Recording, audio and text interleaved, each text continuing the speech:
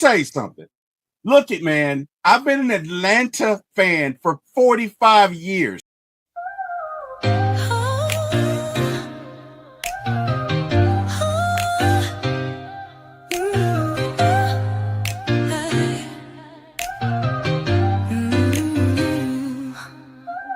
Late night vibes, we're turning up the heat. T-Wil on the mic, can't accept defeat. My ATL sports show, he's running the game. Atlanta Falcons fly high, you know the name. In the heart of the A, where the pride runs deep. From the Braves to the Falcons, he's keeping it real, no sleep. He's got the scoop, every player, every play. Bringing the thunder every single day. T-Wil, T-Wil, shining bright on the airwaves, bringing sports tonight. Atlanta heart, with a soul so free.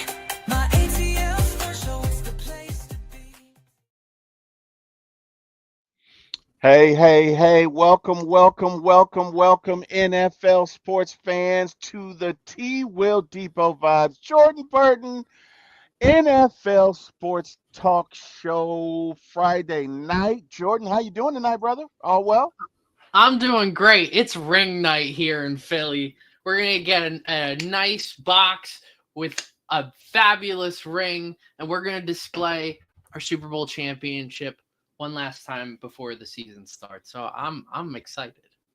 Yeah, you're a little too excited for me about I don't know what you said, but you have that stuff you said you could really keep, but I mean, whatever, dude. I mean, I guess somebody's got to get a ring night. It just so happens to be you got. No, I'm kidding, man. Hey, very happy for you as a friend, as a fan. It sucks. But as you are my friend, of course, I'm ecstatic for you. And hey, man, I'd be lying if I said I hope you enjoy it. You know what I mean? I'd be lying. But you're my friend, so whatever, man. You guys want it. You guys deserve it.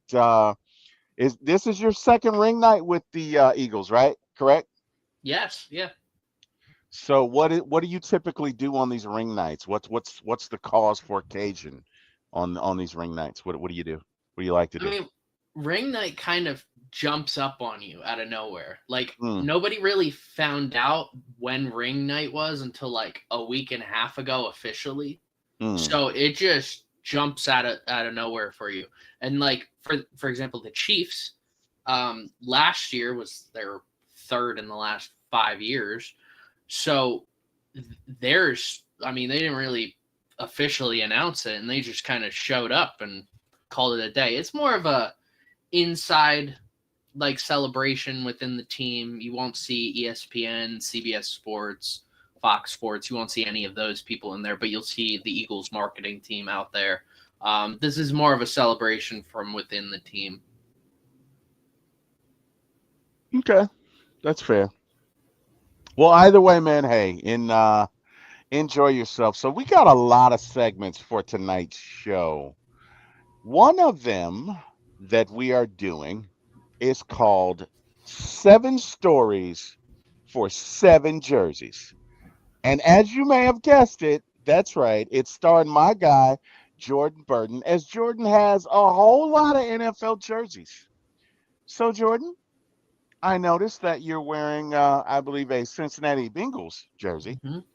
Mm-hmm. And I'd like for you to start off with your first story as you're telling seven tonight. What's the story with this jersey from the Bengals? If you Yeah, would, sir, go ahead and regale us with that tale. yeah. Well, here's this jersey I got from a family friend.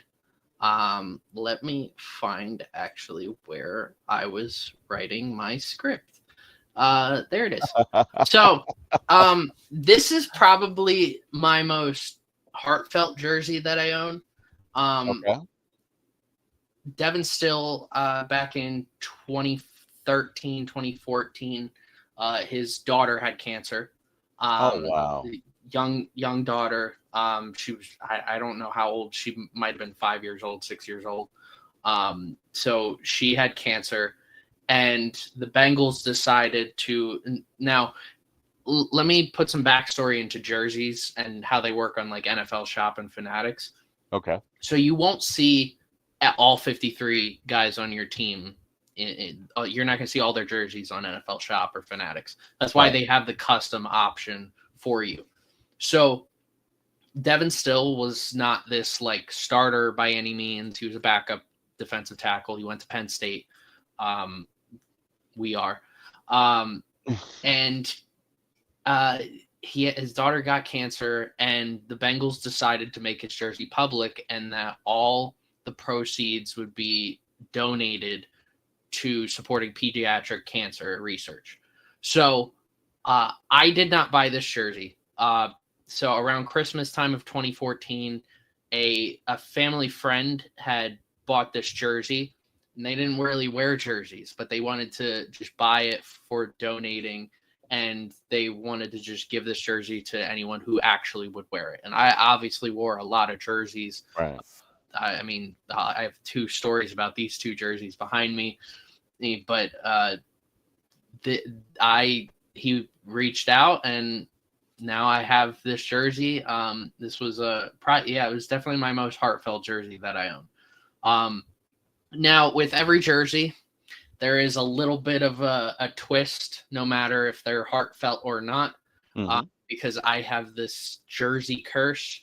And this one kind of sucks.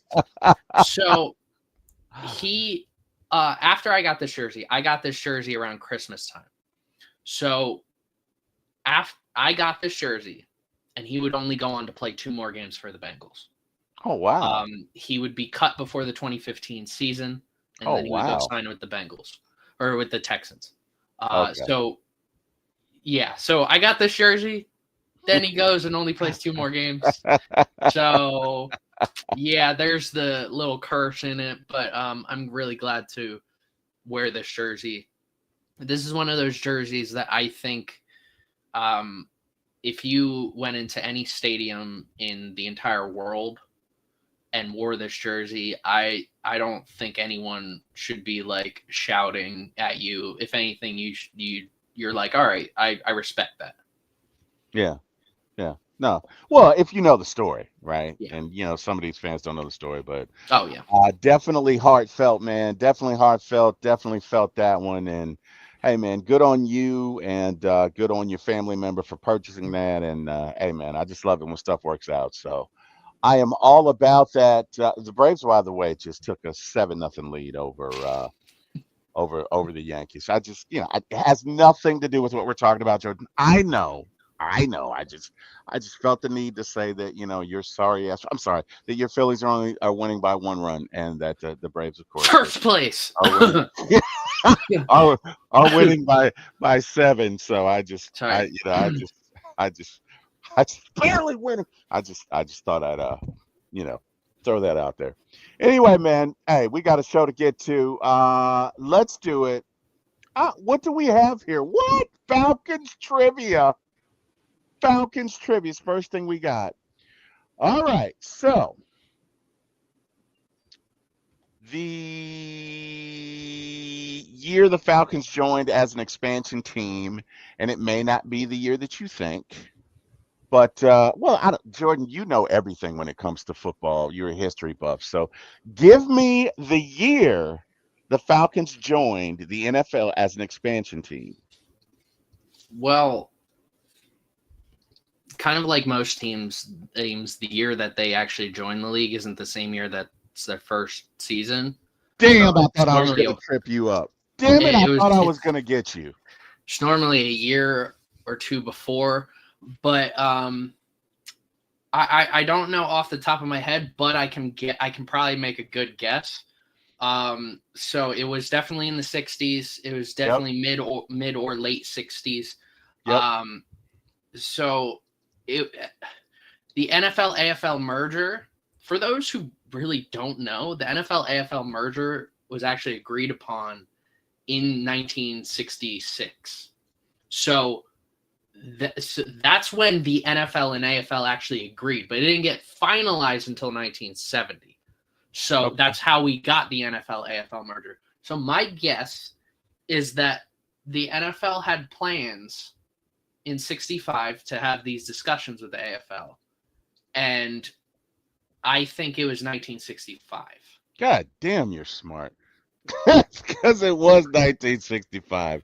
And I just like the way your brain works because you totally figured that out. And, yeah, it was. I'm kind of a little pissed too because I thought I stumped you, but of course you MacGyvered your way into that. So I mean, whatever, dude. But yeah, you're 100% right, man. It was in fact 1965. Of course, the first year the Falcons played was 1966, but the year that their franchise is recognized for the beginning is 1965. So you are 100% correct. And you, sir, are one for one, but it gets a little more difficult as we go on. So, second question: who was the first player drafted by the Falcons? He was Captain Falcon, And that would be Tommy Nobis. Tommy Novus, indeed. You are on a roll, sir. You know You how I are on a found out roll. about that? So I didn't really know much about Tommy Nobis, but Chris, A1 Forever, we used to do hashtags when I started Old Tegacy and before it was called Old Tegacy. And his hashtag for 5 years, 6 years that he was a part of us was Captain Falcon. And I had wondered, like, when he chose the name, why he chose it. And I did research, and Tommy Nobis.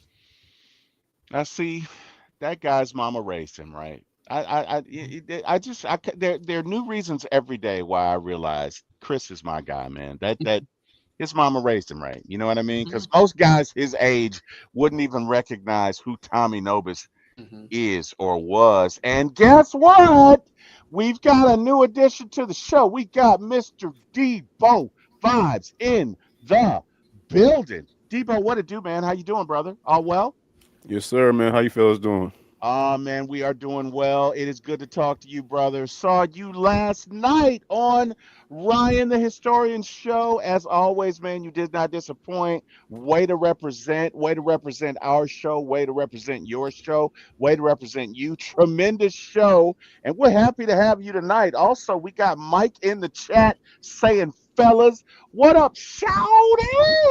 All right. So, Debo, we're in the Falcons trivia and Jordan is kicking ass. He is 2-0 so far. I wish you could have seen the way his brain worked in regards to figuring this out. Like, I don't know. If I had half Jordan's brain, man, I think I'd rule the world. You know what I mean? But anyway, Yeah, I concur. you know what I mean? I mean, it's Jordan's one smart MFer, man. I'm working on my cousin, but he is one. There are times where just the only adjective to describe or the only noun to describe someone is MFer, and it applies here. Jordan is one smart MFer, man. Anyway, uh, Debo and Jordan, who holds the Falcons franchise record for most career rushing yards? Gerald Riggs. Damn, Debo, you see that, Jordan? Mm-hmm. Debo comes off the bench dropping threes. Yeah, Gerald Riggs Damn. all day. Number 42 did his Okay. thing, man. Absolutely, sir. Okay. Mm-hmm. Okay. Okay. All right. All right. Now, let's see. We're 3-0 so far. Well, y'all are 3-0. Let's see. Let's see where we can go. Who was the first Atlanta Falcons head coach to retire with a winning record? I want to say with an upper eyebrow, Mike Smith. I was thinking Mike Smith too. I mean I don't know who else it would even be. Right. Because we've had marginal. The Falcons organization has had marginal head coaches. Mm-hmm. All right. Think Mhm. 70s. 70s. Think 70s head coaches. Think 70s. Oh, Grits Blitz. Man, it's not Norm Van Brocklin. It's not. It's not. Um, Think late 70s to early 80s. who was the Grits Blitz head coach?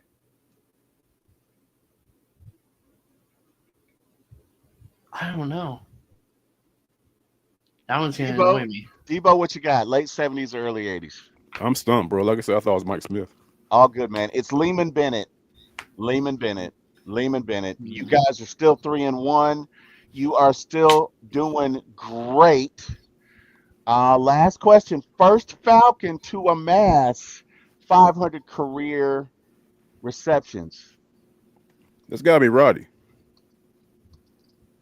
I knew this would trip some folks up. I don't think it is Roddy. It's not Rising because he didn't play long enough. It could be Tashawn Mathis. Now, if No, you're talking, now, no, are you talking about the whole his whole career as a Falcon or his no? whole career, 500. Yeah. Well, yeah. First Atlanta Falcon, and you're onto it. The first name is wrong, but the last name is correct. Jordan. Just think Oh, about it. Terrence. Terrence, Terrence Mathis. correct. Very good. Yeah, it's not Tashawn Very Mathis. good. I'm thinking of Very another good. player. Yeah. Very good. Terrence Mathis didn't spend his whole career as a Falcon. Correct. No, you're right. Because he played with the Jets, right? Right? Yeah. Right. But he did catch 500 balls as a Falcon. He did catch 500 balls as a Falcon. Gotcha. So, Okay. hey man, you guys were awesome. You guys did great, man. You guys did great, awesome. You did a whole lot better than I would have done. We got Patriots 12 in the building, 28-3, dude. Really, Patriots 12. Really, 28-3. That's the first thing we're gonna start with. You know what? I tell you what, man. We're gonna give you some Southern hospitality anyway, because 28-3 doesn't even bother us anymore. You guys are gonna suck this year anyway, Patriots to 12. And I say this with love, okay? I don't say this with hate. But you guys are going to suck big donkey hooters this year. So hold on to 28-3 because it's all you have, right?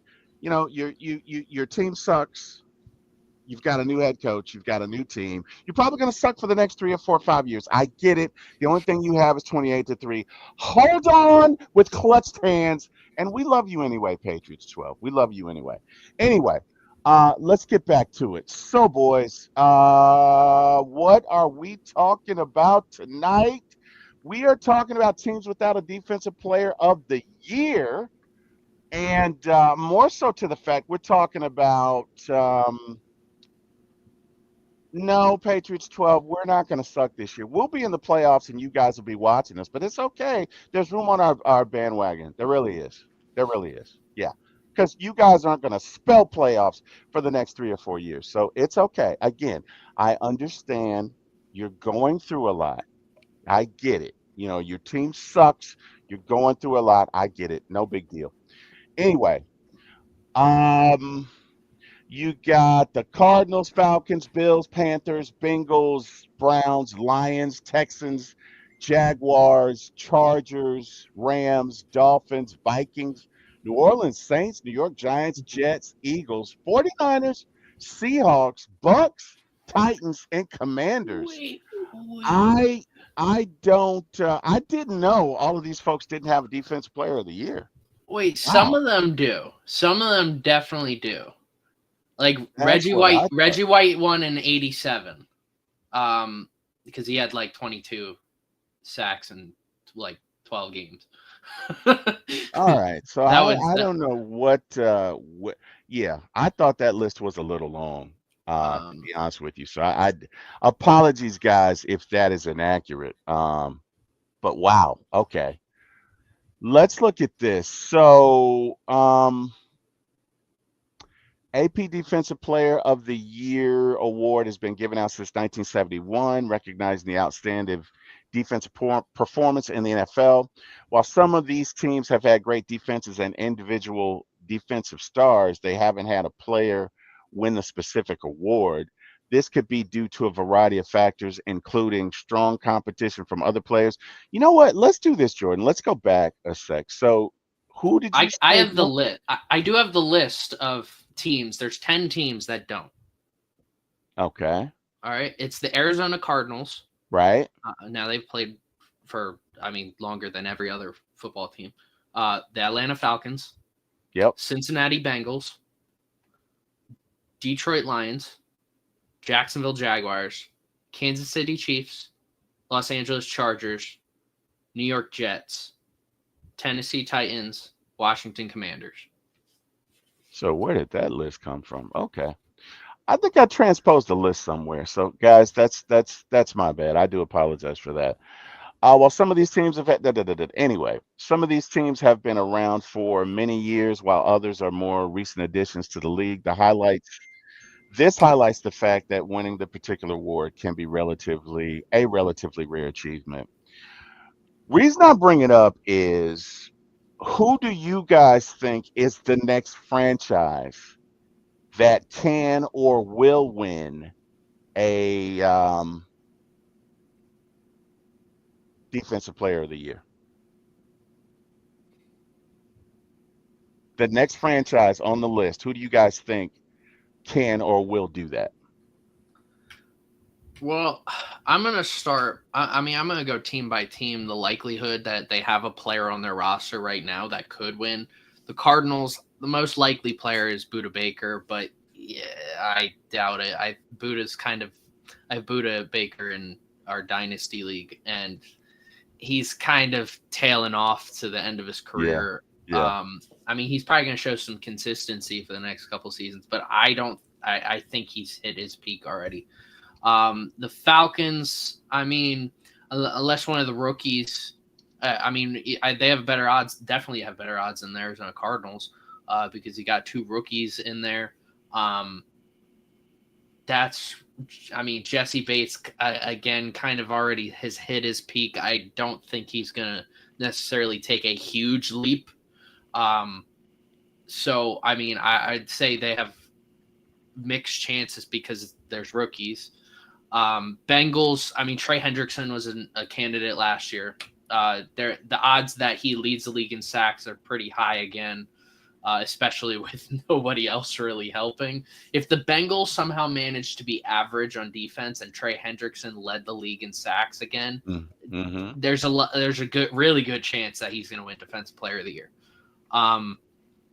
Detroit Lions, if Aiden Hutchinson didn't have his injury, I would have said definitely the Detroit Lions.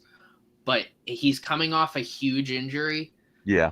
I don't really know what to expect of him. Now, they do have other great players. I thought Kirby Joseph was the best defensive player in football last year. I voted him best best defensive back, and I voted best defensive player in our awards for the end of the season. I just thought he was statistically great in coverage, and he was getting a lot of interceptions. You got Brian Branch on top of that. Jack Campbell's a nice young linebacker who linebackers tend to, after a couple years, get better. So he might be entering a really good year. So Lions have a lot of good candidates. Jaguars. So you're saying that those candidates could be potentially I mean, I get you with the safety, but the other two guys, there's no way in the world they'd be defensive player of the year. Defensive back is such a weird one. Brian Branch. Yeah, no, Brian Branch, I'm with you with that, but I'm talking about the other two dudes you were just talking about. Jack Campbell, it's one of those things that, like, and I'll say this for any linebacker who's entering like year two or three. They're young enough. Linebackers don't, like, most linebackers don't, off-ball linebackers, not edge rushers, don't really start playing to their quality level until year 3 or 4. Fred Warner's the prime example of that. Ray Lewis didn't really get the, I mean, his peak started around 3 or 4. Most linebackers don't hit the ground running like Patrick Willis, though. But I mean, yeah, Aiden Hutchinson, Kirby Joseph. I mean, Kirby Joseph's kind of put in a Defensive Player of the Year season last year, but he just didn't get recognized. Lions, I have right below the, what was it? The Bengals, because of what Trey Hendrickson did last year, and the fact that he has no help. Jaguars, Josh Hines-Allen is the only guy who could do anything, but I just don't know how he can really do all that much. I think Atlanta's got better odds right now, unless somehow the Jaguars have one of the best defenses in the league and he's leading the league in sacks, but I really doubt that. And he's really talented. He's one of the best edge rushers. Chiefs, I mean, most of the guys are older. Chris Jones, even though Chris Jones is still one of the best defensive tackles in the league, I don't think he's necessarily going to get any better. There's a chance. Chargers, Derwin James probably is the only guy. Khalil Mack surprises me every year because he's getting so much older and he's still just playing so hard every single game. But I don't think he's going to win Defensive Player of the Year. If he'd have to have some sort of nuclear season in order to win Defensive Player of the Year. But Derwin James is the highest probability of anyone. If the Chargers ended up with the number one defense in the league, and he's like top 2 in top 3 in turnovers because he forces fumbles too, and he's one of the best in coverage. But another one that I kind of doubt. Jets have Sauce Gardner. That's what I'll point to. He's probably going to be a candidate for Defensive Player of the Year. If the Jets are a really good defense, he's locking guys down like he was 2 years ago. I don't see why he wouldn't. Titans have nobody. I'm not even going to look at them. And Commanders, Commanders have a good defense, but guys are either a lot older than they are, like Bobby Wagner, or they're too young and they're not necessarily on that level yet. So I don't think there's anybody on the Commanders that can necessarily win. So right now for me, it's between Trey Hendrickson and Sauce Gardner, but I think I'd lean towards Trey Hendrickson based off of last season. Deboe, give me your thoughts. You Yeah, agree, I mean, disagree? yeah, I totally agree with what you said. I mean, if it's going to be anybody, it'd be Trey Hendrickson. Okay. Didn't the Commanders just sign Von? What's his name? Von Miller. Von Miller, yeah. Yeah. Okay. All right. Just thinking out loud. All right, that's fair. Yeah, that's fair. That is fair. Every team, every NFL team, single ticket average. Hey, look, we're getting ready to start at the beginning of the season, and somebody threw this stat at me the other day, and I just thought it was interesting. So, the most expensive tickets, the Detroit Lions, $254. Wow. The least expensive, Jordan. I'm so sorry. You know what? I'm not sorry for this, Jordan. I love you, Jordan, but I'm not sorry for this. $43, Jordan. Really, 43 bucks? 43 freaking bucks, Jordan. They're not giving the ownership, the coaches, and the front office aren't giving the fans a reason to go to games. Mm-hmm. There's no face of the franchise right now outside Alvin Kamara. And Alvin Kamara is basically the face of the franchise. And he's they're not giving them a reason. I mean, with the constant cycle of quarterbacks, which I'm happy we got 2 young guys who the future is a huge question mark whether they could be really good or really bad.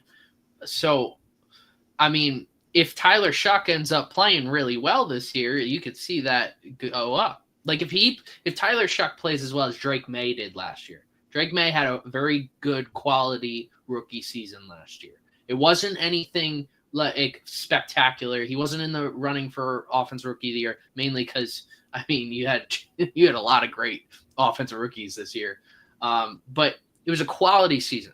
If Tyler Shuck brings that, or Spencer Rattler brings that, then maybe it'll get people in the seats. But the defense is getting older.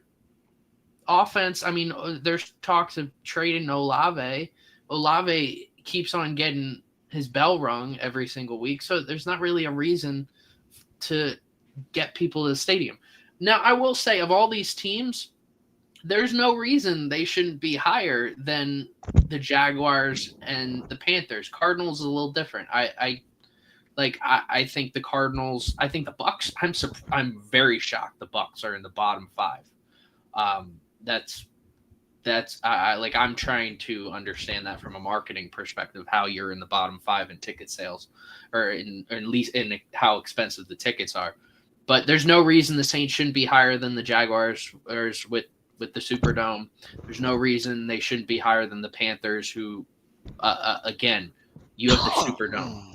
Like I don't you shouldn't be doing that. So of those, I mean, those are two teams they should definitely be higher than. But I understand why they're that low.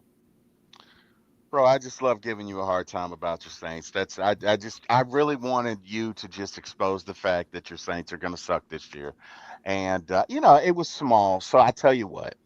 Your Eagles are on the high end. Let's talk about that. Your Eagles are at 224 a ticket, which is number 3. So, see, Terry giveth, Terry taketh away. Give me your thoughts on your Eagles ticket prices. Is although it kind of sucks for you as they are, the number 3 highest in the league. But give me your thoughts on that. Is that where you think they should be, being that they've won 2 Super Bowls in the past 2 years? Give me your thoughts on that. Well, I'm not likely going to a game this year because they're really expensive.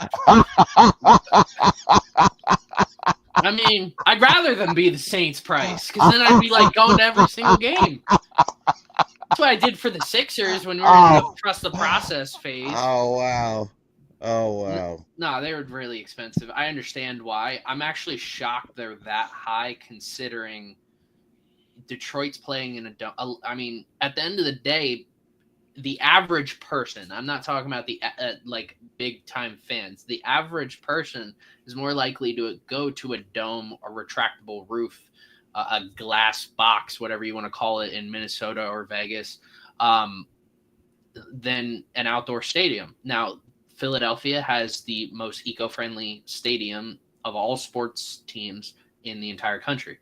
So, I mean, we have run on solar panels. We have recycling bins at every single, pillar in the entire stadium. So, I'm not shocked. I'm a little shocked that they're ahead of the Niners, who, they always have great weather games and they play in California. Chicago, even being up on that list, is probably just the Caleb Williams effect. Everybody wants to come. Yeah, everybody wants to come and see Caleb Williams. Vegas is only up there because they got a new stadium. It doesn't matter if the Raiders suck or are really good. They have a new stadium and they need to pay up some money. And then Detroit, not only are they a good team, but they have a good dome stadium. Detroit makes the most sense. If you didn't show me any of these teams and asked me who I thought had the most expensive tickets, I would have said Detroit. Yeah.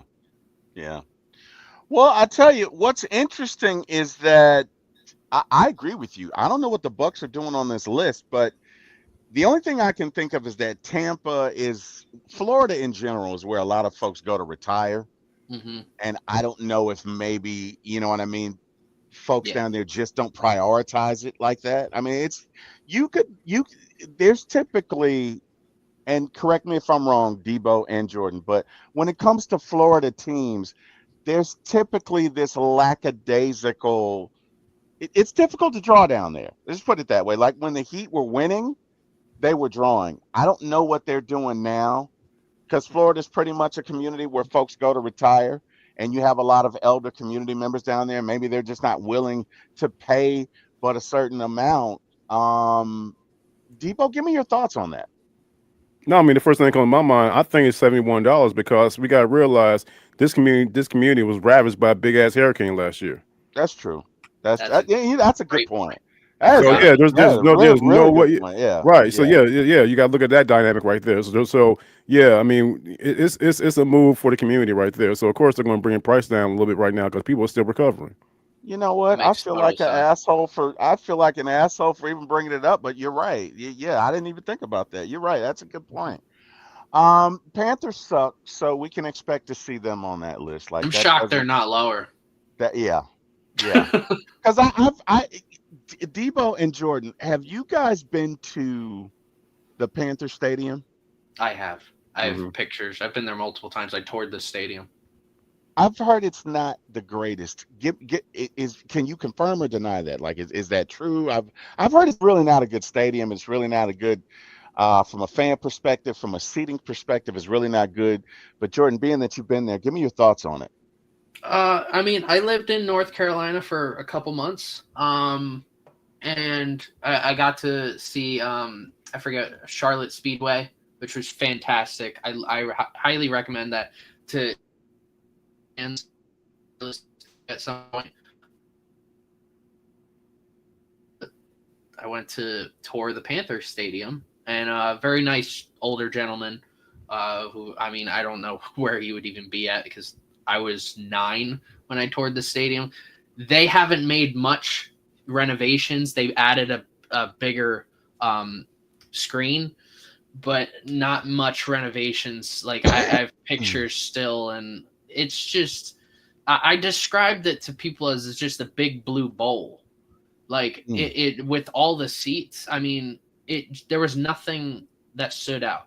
I visited most of the stadiums on the East Coast, most northeast coast, like from the Charlotte area north all the way up to the MetLife Stadium, and it outside of the at the time Redskins Stadium was the worst stadium, but I would put the Panthers next of all the stadiums that I've been to and looked at. That's the second worst stadium that I've ever seen. Okay, fair enough. Eric, you're in the chat. Give me because I know you've been to Panther Stadium a lot, an awful lot.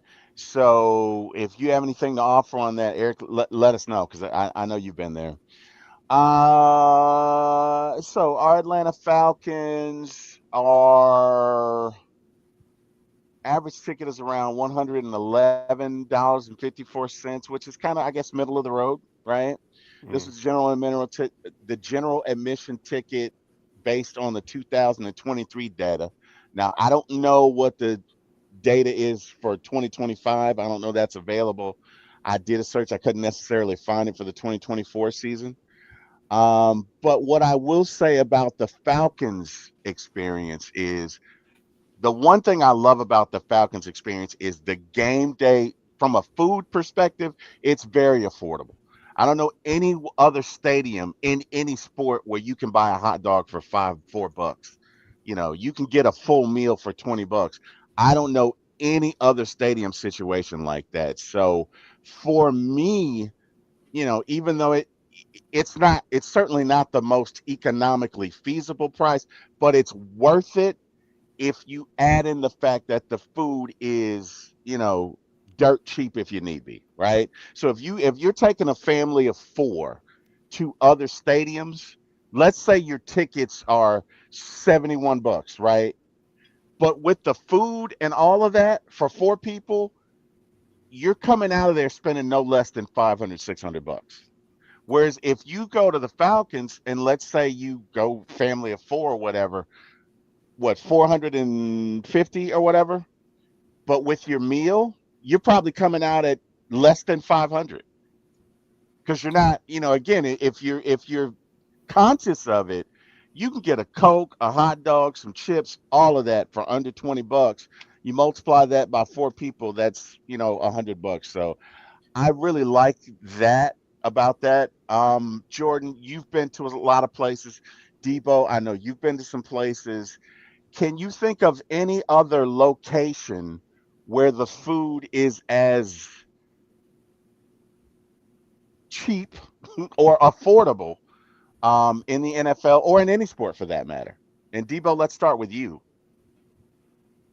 Yeah, no, I mean the Falcons. I mean, as reference to the food and the beverages and everything, the Falcons are the cheapest ones. Mr. Blank has set the standard for taking care of fans, in reference to that. And to be honest with you, man, those hot dogs ain't $4. They're like $2. Yeah, I couldn't remember, bro. I knew they were under 5. I Hmm. could, but thank you for that. Yeah. But yeah, I mean, you could eat, bro. You could eat a couple of meals. That's the great thing about that. Like I went to two Falcons games last year, and I had a great time. Number one, because I could eat whatever the hell I wanted. Like and I mean, let's face it, I obviously don't miss a meal. So food's important to me. You Just Yeah, said like that, not us. yeah, for sure. I'm honest. Hey, one thing. Look, one thing you guys can't say. I can laugh at myself, man. So whatever. Like it doesn't bother me. But anybody who knows me knows that this baby I'm carrying around is well earned. Okay, I don't miss a meal. And when I tell you I had a great time both times I went to the Falcons, I had a great time. I had a great time. I think we lost both games, but I had a great time. The food was great and it was delicious. Like the hot dogs were great, the beer was great, the everything I had was great. So anyway, just my thoughts on that. I think Eric should be joining us here in a minute. I just sent him the link. But I to be honest with you guys, I can't think of another venue in sports where the food is as affordable. And when I say that, I'm thinking about basketball, football, um, baseball, hockey. I don't know, Jordan. Have you ever been in any hockey games? I have not been to a hockey. I mean, I've been to a Lehigh Valley Phantoms game, but I've never been to a Flyers game. I will say this. So I was looking at like where the Falcons are for their average ticket price. They're at $81. They're For this seventh year? cheapest. Yeah, for Okay. 2024. So they're the Okay. seventh cheapest ticket. But in terms of food, now I work for Sodexo, who does food and catering and stuff like that at Mercedes-Benz Stadium. Um, and I mean that was one of the places that I looked at when I first got hired by Sodexo. I was like, all right, well, are they in sporting events? Um, but they have the cheapest just concessions in all sports. The Falcons do, and it's making them a profit on top of it's somehow making them a profit, Hmm. and it's just because at the end of the day, people are still going to buy the money, whether it's expensive or cheap. But Arthur Blank's just making it more accessible to everybody, and I appreciate someone who's willing to do that for their community. Hey man, I can tell you why it's making them money. Because as we know, I am a fat bastard. And one thing about fat bastards, we like to go back for more. Okay, so case in point, Workout. The two Falcons games that I went to. Okay, I didn't just have one hot dog, Jordan. I didn't just have two. I'm not gonna tell you how many I had, but it was a great time. Okay, it was a great time. I had all the hot dogs, burgers, it was great. Okay, so when the food is more affordable, people tend to go back and buy more. You get what I'm saying? So yeah, I can definitely see why that would be possible. Profitable. I'm sorry.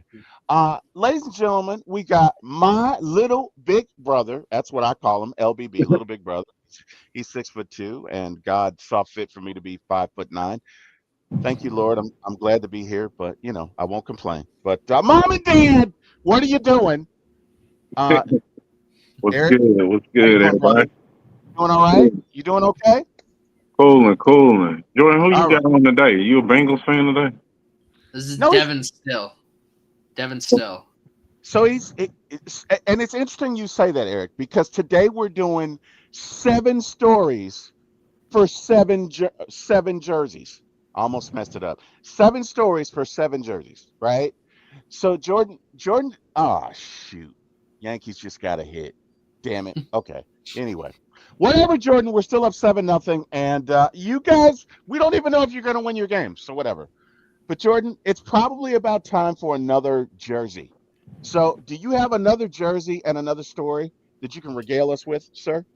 Yes, I do. So, let's go with my first jersey that I ever bought. So this is a Donovan McNabb jersey. It is a generic jersey. I'm pretty sure I got this at Ross.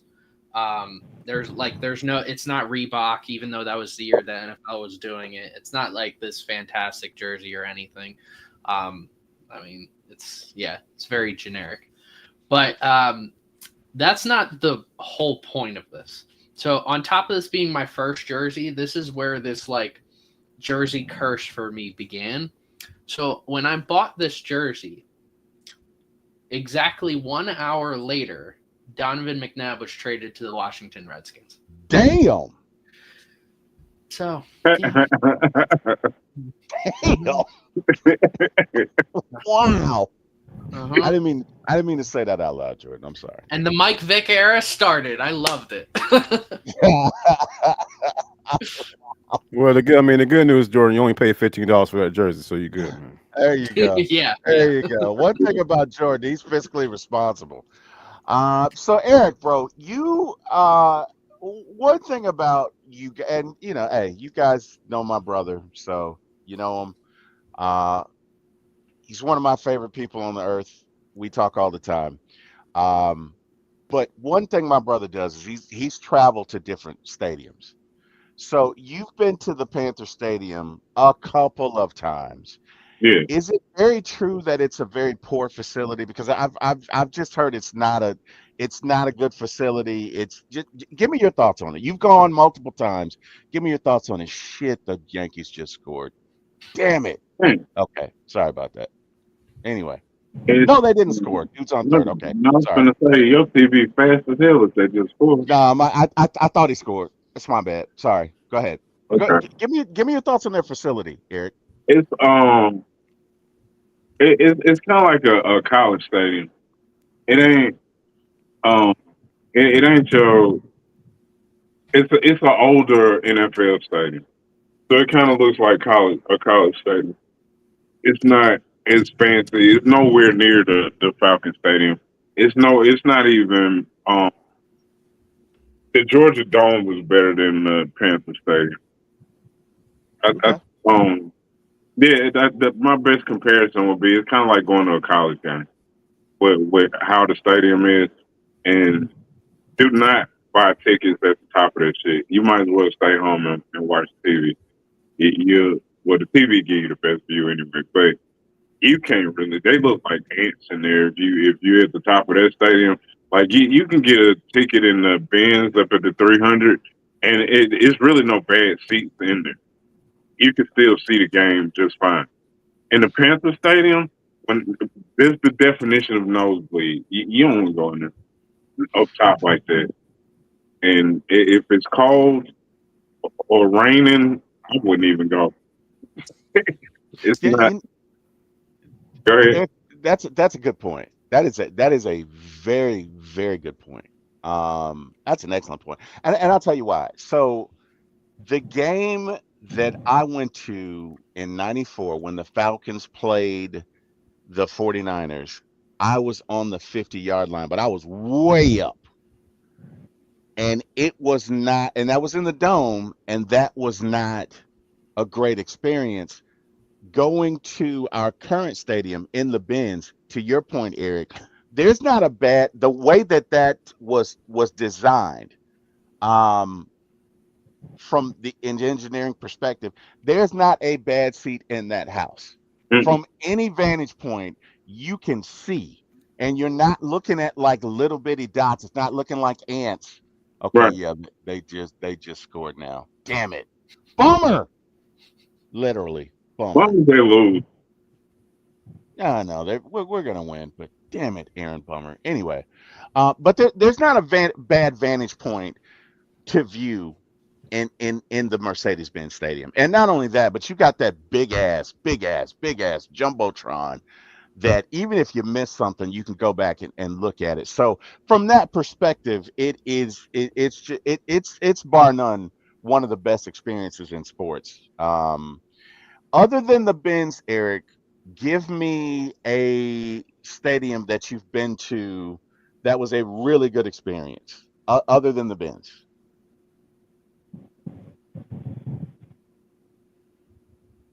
Eric, you there?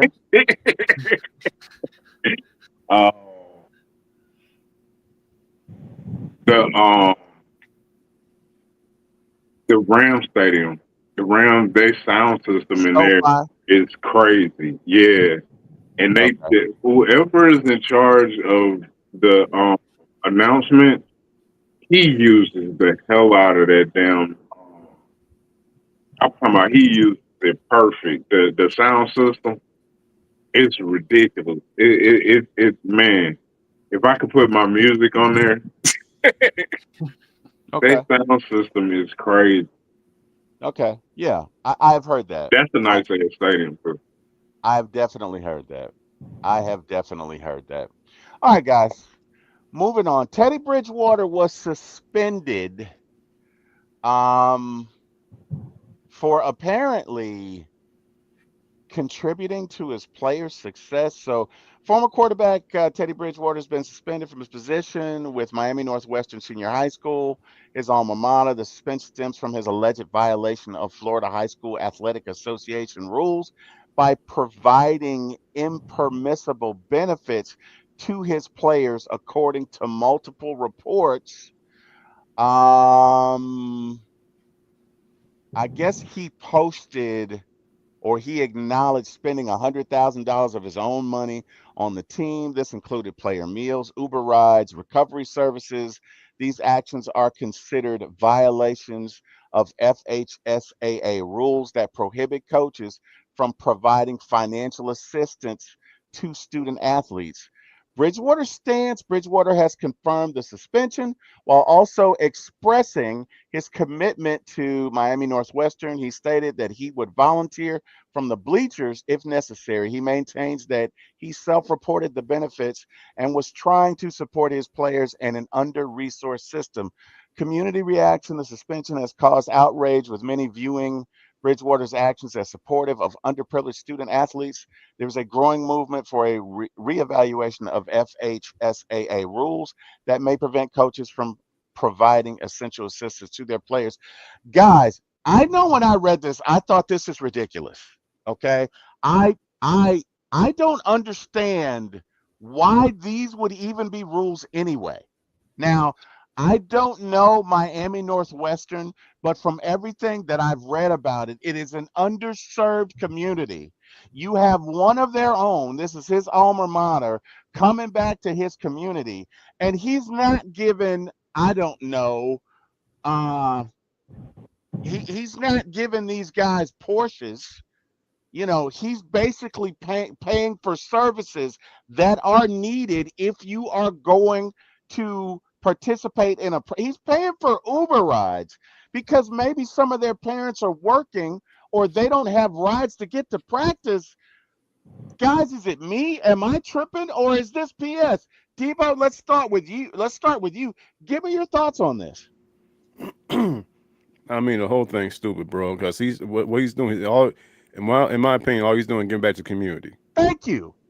And like it's hypocrisy at best, because people always talk about athletes, they need to give back, they need to go back to the community. But when the man does it, goes deep in his community, deep into the place that means a lot to him. Make sure that, you know what I'm saying, that the individuals growing up in the same hood he grew up in when he was a kid are taken care of. That's giving back to the community. So yeah, and suspension is stupid because it's a dumb suspension because he don't even work for them. I don't understand this. Let me tell you something, man. Let me tell you something. This guy's getting it right. This guy's getting it right. Okay, 100,000, not 5,000. 100,000 of your own dollars that you're not going to get back. You're going to take it and you're going to invest it in these kids. And you don't know how many of these kids are going to go to college or whatever, but you're doing it out of blind faith to invest in your community. This is what America is about. This is wrong. This is wrong. This is wrong. And guys, I'm not trying to be repetitive, but this disgusts me. It's Florida, right? You said what? Florida. Yes. Yeah. But this is again. It's Florida. What do you expect? It's Florida. This is wrong, man. This is wrong. Exactly. It's This is Florida. wrong. No, Eric. That's bull. Eric, that is Florida's bullshit. bullshit. But Eric, no, Eric. Yes, This is it is. wrong. This is wrong, Florida's Eric. always doing dumb shit. This is wrong, Eric. This is wrong. This is wrong. If I just came out there, that's why Jordan's laughing, because it's true. Florida's always doing some dumbass shit. That's just stupid, man. That It is is. stupid. I That's agree stupid. with you, but That it's is Florida. stupid. I get, for me, what's hurtful is, guys, so many of these kids, man. You know what? It's crazy, but it's Florida. This was not my experience, but as I've become an adult, my kids know kids who, if they don't eat at school, they don't eat. You know what I mean? Like, what bothers me is when you take away from kids. I can give a damn what you do to adults. Mm-hmm. These are kids, right? These are the only meal they may have, right, is going to school. They may not have a ride to get to practice. They may really want to be something, but they don't necessarily have the resources or the venue or the vehicle to get to where they need to be. And this guy is doing it, and this disgusts me. This is everything wrong with America right now. Everything wrong. Because a lot of these kids don't have anybody. They don't have anybody. And this guy he's not coming to the government for it. He's not asking for money for it. He's not even going to the parents of the school for it. He's doing it himself. It's like you don't want to see these communities thrive. It's bullshit. It's wrong. It is wrong. No, this is bullshit. Florida's wrong. Always. Guys, I don't mean to get emotional, but I know kids like that. I know kids who the only meal they're gonna get is if they go to school. My wife and I used to have some kids come over, and the only way they were gonna eat is if we fed them. And look, I'm not saying I'm great. I'm simply saying there are kids out there in these communities. They need somebody like this. This is a lifeline to them. Why would you take that away? That is just evil. Yeah. There's no other word for it than to say that is evil. And this needs to be observed. This needs to be legislated. Somebody needs to call somebody's congressman. Like, if he wants to do it, what is it hurting? What is it hurting? If I don't understand. Is this an unfair competitive advantage because you gave somebody an Uber ride? Like, I'm trying to understand, why would this even be a rule? I don't understand. Jordan, give me your thoughts on it. So I love Teddy Bridgewater. He's just an awesome dude. He always gives back to no matter what community he's in. He gave back to the New Orleans community, and he's just such an awesome dude. I'm so glad he's doing this for these students. I know why these rules are in place. They're not because this is for all of Florida high schools, and we got to think Florida is one of the best athletic states in the entire country. So there are high schools within Florida that are a lot better off than this one that Teddy coaches for. So there are some students who have the privileges that these students don't have.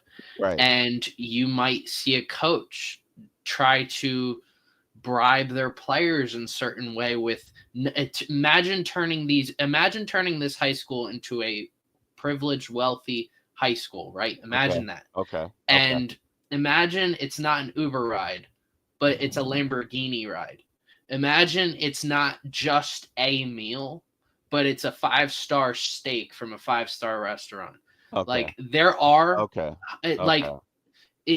at some point, that's why they're reevaluating the rules for situations like this, because the rules were in place for those better off schools trying to basically bribe their team and make their team well off. And I'm glad they're reevaluating this. I understand why the rules were in place. They were more for other high schools, but they were also not benefiting these high schools by implementing those rules. Okay. All right. That makes sense. That makes sense. Thank you for explaining that. Thank you for explaining that. Because I mean, I just when I read this story, it bothered me, man. Because again, I know kids like this, right? I know kids, and you can't choose who your parents are because all of our parents, if we could choose, all of our parents would be rich, right? All of our parents would be rich if we could choose it. You can't choose who your parents are. You can't choose the path that you come into this world. And this just bothered me. But thank you for shedding light on that, man. I appreciate that. I hope that they do uh reconsider and look at how we can modify these rules so that kids like this don't miss out, right? Because it's not your fault who your parents are. So, all right, guys, we're gonna do a little activity. It's called Finish Your Story With, right? So we've got these famous sayings from these famous people. And what you got to do is you got to come up with a real quick story. I don't know, whatever, no more than 3 or 4 sentences, but it has to end with this quote, right? So, just to give you an example, you know, uh, Eric and I were playing paper football, and I told Eric that I would kick his ass, and I did kick his ass. And after kicking his ass at paper football, I didn't say anything, and I didn't say anything because when you win, say nothing, and when you lose, say less. You see how that goes? It's simple. Anyway, it's a quick game. I'm not going to participate because I've played this game before. I'm going to let you guys do it. And by the way, I did kick my brother's ass at paper football. I don't know if he'll admit it, That's the but only fucking but I football you win. but I did. I beat the shit out of him at paper football. I That's beat him the so bad only fucking he football you quit. win. He quit. He didn't even want to play anymore. That's how bad I beat his ass at paper football. But I'm not bragging because I don't brag. Anyway, Jordan, you're up first. Perfection is not attainable, but if we chase perfection, we can catch excellence.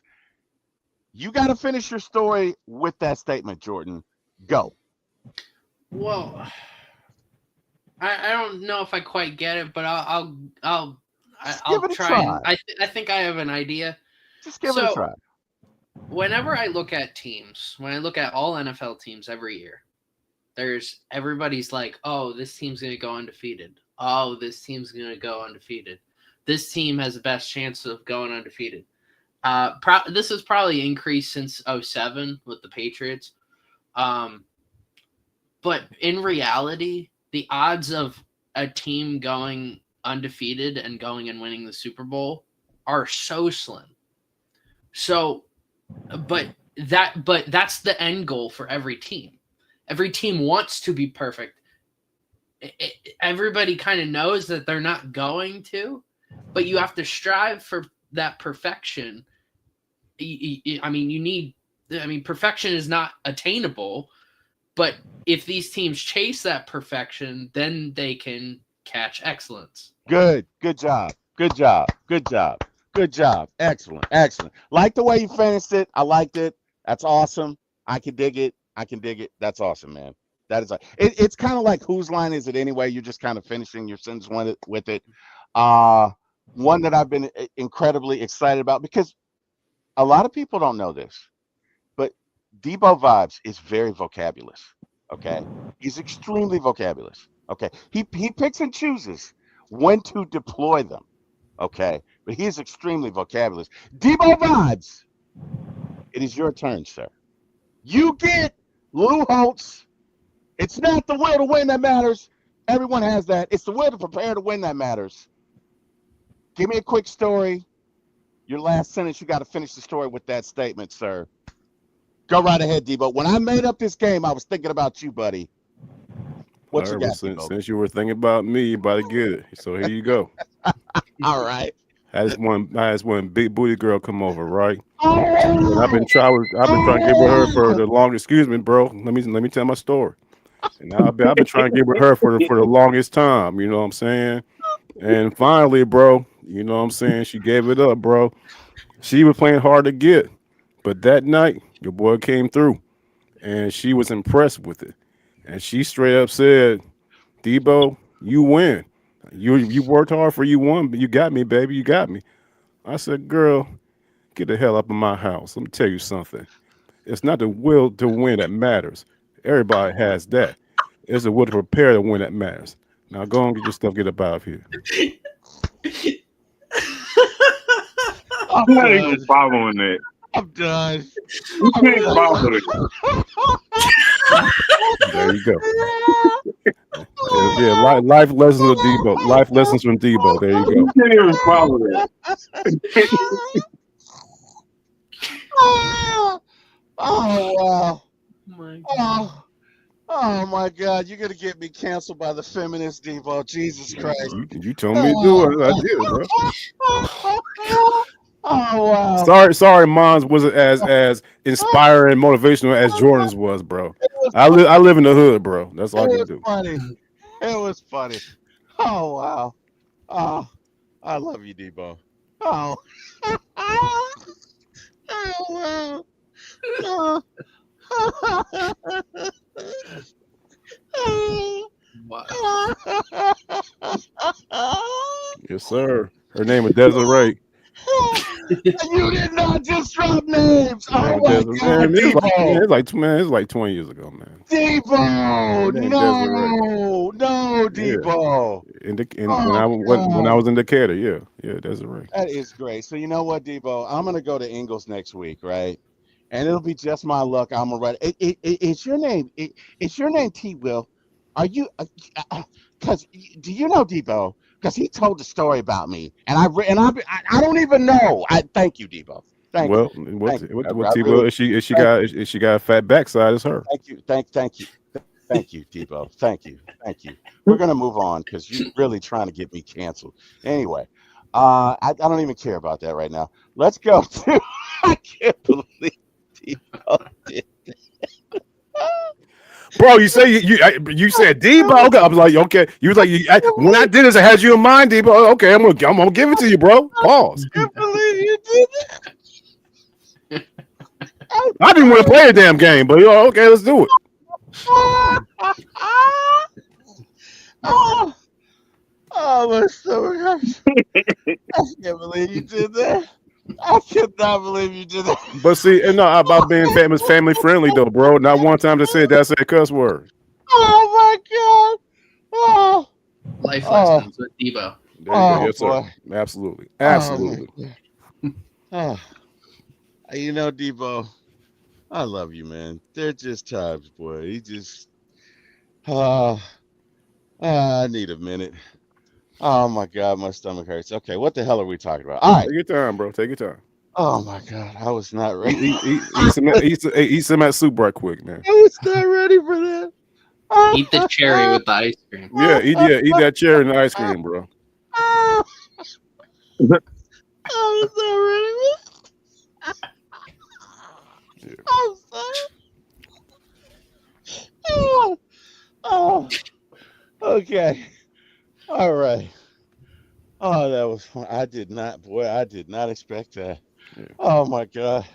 Yeah, you get tonight you getting Friday night, Debo, You man. know Hey, what? the party don't stop. You know what, Jordan? We're gonna meet about 15 minutes before every show. I gotta see that shit coming next time. Oh my God. Oh I was not ready for that. All right. Uh as you guys know, All-Star Week just concluded for the Atlanta Braves, or actually for the Major League Baseball sport. And myself, Jordan, and Debo were talking, and general consensus was: is the week of the All-Star and/or Pro Bowl game dead in all sports? I'll start with myself, and I would say with the resounding yes. I mean, I know people get up for the NBA All-Star game, but for me, I really don't care about it. I really don't care about the Major League Baseball All-Star game. I really don't care about the Pro Bowl. For a Mm, couple of reasons. Number one, if your team goes to the Pro Bowl, you didn't make the Super Bowl, and it's just kind of an instant reminder of a failure, right? mm, Um, so for me, I'm not into it anymore. To me, it's like there's nothing to gain from it, right? There's like, again, if let's say MLB and I know that MLB at one point the winning team of the game got home field advantage. I thought, I don't know if they still do that, but I'd like to see them do that with the Pro Bowl. And I'd like to see the Pro Bowl move to the middle of the season and everybody take a week off.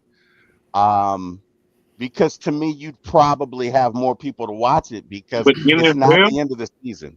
Yeah, in the NFL. hell Yeah. no. I'm throwing it out there, bro. I'm just saying, if you have it at the middle of the season, right? Right. Then Right, number and one, then in the middle of the season, someone tears the ACL playing that game. Then what? Right. well, what if they tear it at the end of it? I mean, if they tear it, they tear it. That, I get it. I mean, that I see your side. What I'm saying is, if you have it at the middle of the season, there's not that immediate nasty taste in your mouth where, okay, this is the week before the Super Bowl. Obviously, my team's not going. Let's watch this Pro Bowl. It kind of makes you hate the Pro Bowl. It gives you, to me, this angst towards the Pro Bowl that you wouldn't have if it weren't that situation. Those are my thoughts. I Anyway, would hate it even more if it was in the middle of the season. If it was in the middle of the season, we waited all year long to get football. We get football, and now you want to pause it for in the middle of it for a stupid game that I don't want to watch. well, this is after we go to an 18-game season, right? And every team has 2 buys, and this would be one of your buys. But I mean, well, well, not only that, T-Boy, you got to think what player's going to want to agree to that. that's true. That's true. That's true. That's a good point. Well, let's get back to the overarching picture, guys. Do you think that All-Star games and Pro Bowl interest is pretty much dead, or just give me your thoughts on it? And Eric, let's start with you. Yeah, What are your thoughts? Okay. it's dead. It's they're all, even the NBA. Nobody really goes to watch that game. They go to dress up and try to meet some stars or some shit. It's not real sports fans that want to watch somebody play or have play a game. So Yeah. yeah, every one of them did. Okay. Agreed. Debo, how you feel about it? Yeah, I agree with what he just said. I mean, like I said, the NBA they done messed with the All-Star game so much it don't make no sense no more. Yeah, Yeah. Yeah. I don't even They know done made all why. the newfangled rules and everything. As far as the Pro Bowl concerned, I don't watch it. When I think about a Pro Bowl, I think about AFC versus NFC in Honolulu going at it. Yeah. Yeah. right. They was playing flag football. Yeah, Yeah. exactly, bro. No, Yeah. no. When I think of the Major League Baseball All-Star game, I think of Pete Rose crashing into that catcher. I can't think of what his name. He may have ended his career. He definitely broke his arm, but being the best mattered that much back then. Like, Pete Rose crashed into this guy to score a run in a meaningless All-Star game, but this was before all of the money and commercials and all of that got involved, and these guys were just playing for pride. And to be honest with you, nobody plays for pride anymore. And why would you, right? Like, if you're playing an All-Star game, even let's say the major leagues, it's the middle of the season. Let's say that you're in a contract year. Next year, you got a new contract. I mean, you're going to go hard, but you're not really going to go hard because you want to finish the year. Because if you don't finish the year and you get hurt, that's going to impact your money as a free agent in the offseason. So I think the money and the impact is a large part of the reason why the players don't want to do it. But let's talk about the audiences. Jordan, give me your thoughts on why the audiences just seem to have disinterest in a lot of these All-Star and or Pro Bowl games. All right, well, here's my rant about all-star games, weeks, weekends, and I'll go through each league. So we'll start with the most recent MLB All-Star game and just All-Star week. Why on God's green earth are you advertising and putting the MLB All-Star game with the best players in the world on a Tuesday night at 8 o'clock. Yeah. Who's going to stay up for that? I had to stay Yeah. up for that because I had to post it. I was annoyed. I was frustrated. I got to watch Kyle Schwarber hit 3 home runs to end it. That was the ecstatic part for me. That was fun. But no, it was stupid. Why are you doing that on a Tuesday night? This is the worst day of the entire week you could have chosen at the worst possible time. Then you go into home run derby. I didn't even know the home run derby was on, and in fact I was getting ready to like finish up and go to bed early because I had a long day Tuesday, and my stepdad's like, "Oh, home run derby's on tonight." I was like, "What? It is?" And I had to watch Jazz Chisholm hit 3 home runs. Jazz Chisholm participated in the home run derby this year. You're doing that on a Monday night. They picked the 2 possible worst nights, and it's like, all right, celebrity softball game, whatever you did, that's fun and all. You did like that's just a quirky thing that like the NBA has their celebrity game. It's quirky. You could throw that on any day of the week, and you'll get some sort of audience. Nobody's gonna really watch it. But you put that on the Sunday slate, and then you put Saturday was the futures showdown. That just didn't make any sense at all. The whole scheduling for this, what they should have done is just shifted the whole week, pushed everything over, do Wednesday be the celebrity game, Thursday is your futures game, Friday is your home run derby, Saturday is your all-star game. And then just call it. Then look at the NBA. I mean, I loved. There was a point where there was a renaissance with the slam dunk competition. Is when Zach LaVine was participating, Aaron Gordon was participating. Those were so fun. Victor Oladipo, but it's sad at this point. We're getting G League players that are participating. Nobody wants to participate. Like we don't actually know who the best dunkers in the NBA are because they're just anyone that wants to participate. That's why LeBron never participated. Right. And there's always the risk of injury for all these events, right? Right. I think the NBA had the most potential, but I don't even understand the All-Star game anymore. I like with the scoring system. That's what's wrong with the NBA in general, and I talked about that maybe a couple months ago, just how the NBA is trying so hard to create and make new things that they forget what the league was based off of. So they just don't know what they have. So they keep adding more and more and more and more with the play-in tournament. Like these are fun. 3-point contest at one point was debated in the conversation with the dunk contest with the increase in 3-point success among the whole NBA. And that's fun and all occasionally, but now you got guys like Steph Curry opting out because they're so good. Steph Curry is so good at it, and Klay Thompson, and Damian Lillard. All 3 of them are so good that 2 of them just opt out, and Damian Lillard goes and wins it almost every single year. So you're not getting the best players involved. The Pro Bowl doesn't exist, as far as I'm concerned. Now, I have watched a lot of replays of the Pro Bowl in 05, 06, right around when Larry Allen broke the bench press record. They also had a flag football game around that time before the Pro Bowl, which featured all these Hall of Famers.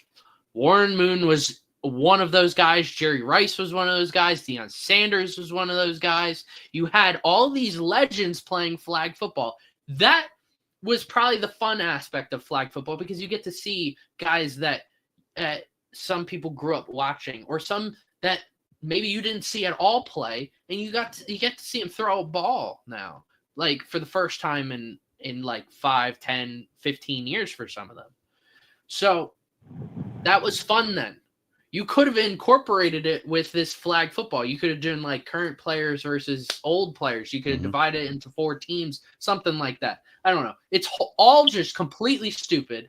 Tyreek Hill is barely even running in the 40-yard dash. Micah Parsons beat Tyreek Hill in the 40-yard dash a couple years ago. Why? I love Micah. He ain't Tyreek Hill speed. Are you kidding? Correct. Yeah. So yeah, Pro Bowl games is just a joke anymore. And everybody was like, oh, they just need to make this flag football. When it was tackle football, they're like, they just need to make this flag football. It'd be more entertaining. All these people said that. And I'm like, no, it's not going to be more entertaining. It's just going to be a lot worse. And it is a lot worse. It is not better at all. It's not better at all. I don't know who in their right mind were like, flag football, I think, would be more entertaining. No, because at least there's some contact. We have gotten one big play in this whole Pro Bowl games era, and that's when Jalen Ramsey decked Tyreek Hill, and Tyreek Hill still scored the touchdown. That was in Florida. Yeah. Another thing. Why is this in Florida every year? We were just talking about how bad Florida is. Why is it in Florida every year? I know it. Florida. Go back to Hawaii or rotate. Go to different stadiums throughout the whole country. Go anywhere. But no, you're just stuck in Orlando, Florida. Like, that's going to make a big difference. That's just stupid. The NHL All-Star Game's pretty much been stagnant, but they introduced something different this past year. The Four Nations face-off, which was 4 different countries where players got to play for their home country. And that got like almost twice as many views worldwide than the All-Star Game did in the final. It was actually entertaining to watch because you were watching Canada, you were watching the US. I don't remember I think it was Czech Republic. I don't remember the other 2 countries that were involved, but it was mainly Canada versus US in the final. But that was fun to watch. And even people who didn't watch hockey were like, oh, when's this on? When's this on? Yeah. Because it was so interesting. It had nothing to do with the Olympics at all either. This was just something new. And now the NHL is going to be doing this every other year, every 4 years, something like that. I don't know. They're going to rotate that with the All-Star Game. And I think you can open this door to other things. So my idea, and we see every year the Little League World Series gets a lot of views. I mean, the Little League World Series is a pretty big market because everybody just likes to watch these kids have fun from all around the world. Like, some of these kids, I mean, they're not growing up like anywhere near like the level of prosperity that other kids are growing up. But at the end of the day, these kids are coming together to just because of the love of the game. Right. So my idea is a little twist between Little League World Series and the Four Nations. Okay. So with the NFL, NBA, and MLB all growing internationally very well. I mean, the NBA is having games overseas. NFL is expanding the games in different continents. And MLB is, I mean, obviously the MLB is a very big international market. Right. You could have teams. Now, I'm not saying a U.S. versus like Canada for the NFL and MLB or NBA, but you could do something like the World Series where you have a tournament of players who represent their state, or maybe and they represent their state, and you play in this like tournament style matchup, and then you have the international tournament where you might have like Japanese baseball players versus Cuban baseball players. You might have for the NFL. I mean, if you got Australian rugby players to like play football, I think that would be very interesting. Also, just bringing over someone like Jordan Mailata. You could have an international market. You could grow your leagues that way, but also get people to watch because it's something different. I mean, it doesn't matter.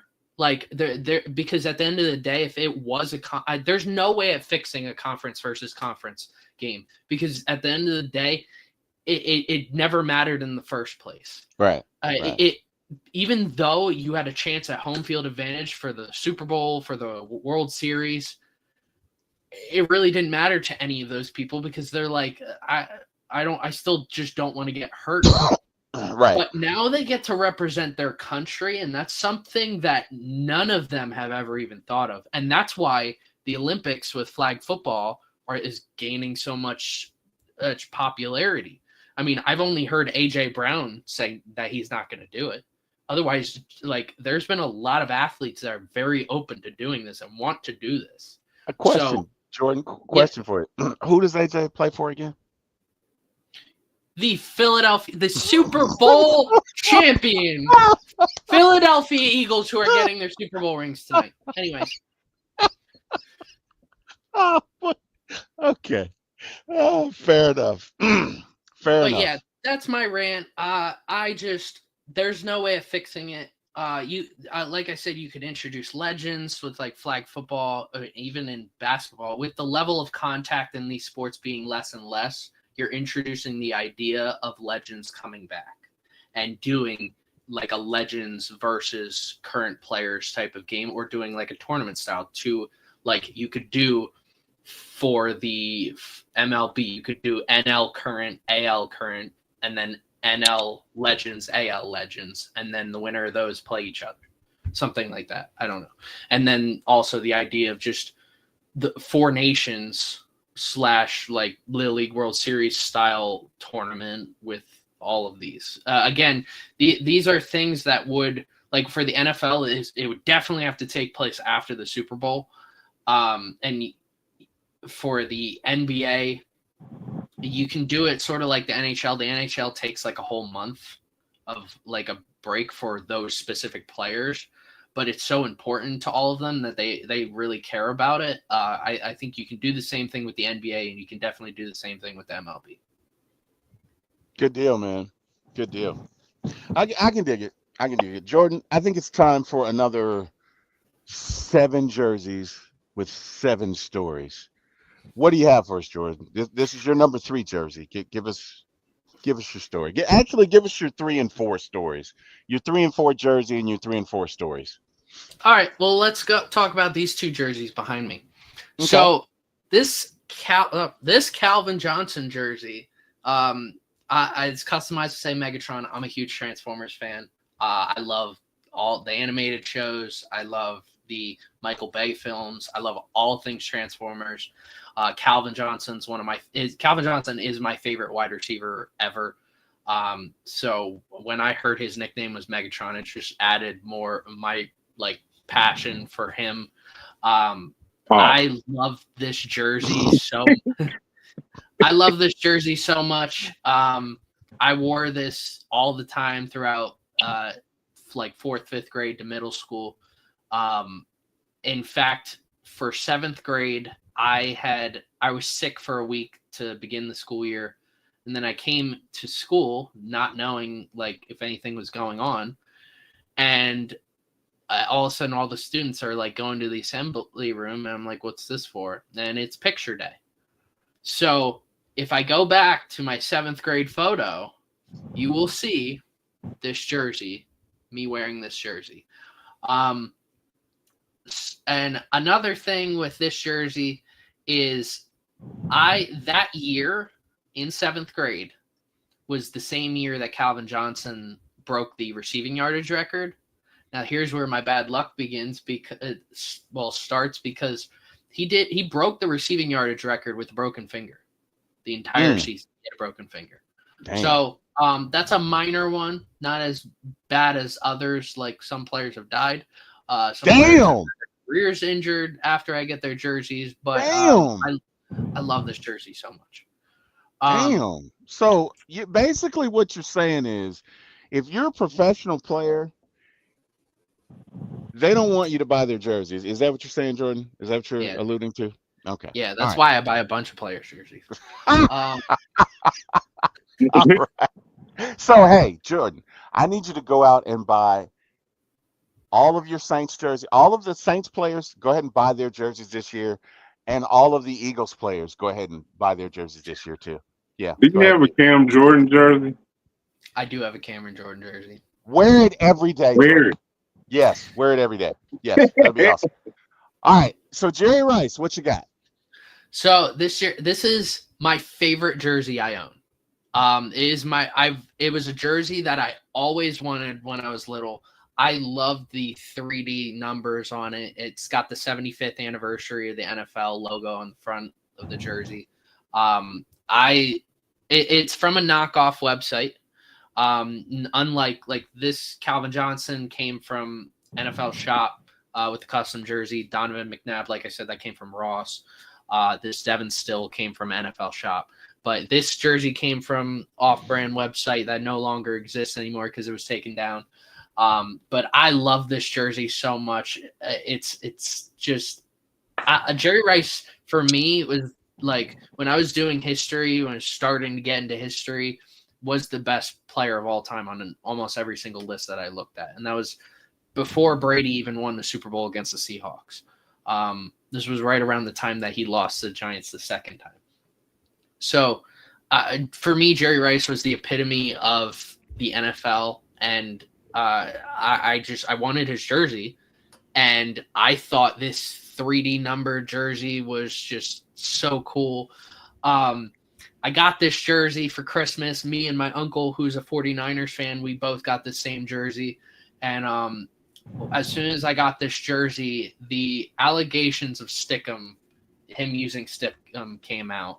And that was what really took the sports world by storm, talking about receivers from the 80s and 90s using Stickum, because Jerry Rice basically admitted to using Stickum. So, that didn't really go well for him publicly. The reason I came on right quick, that jersey also is the same, well, not that jersey, but the same jersey he wore when he broke the touchdown record in the first week of the 94 season against the Raiders. Scored 3 touchdowns in that jersey. Mm-hmm.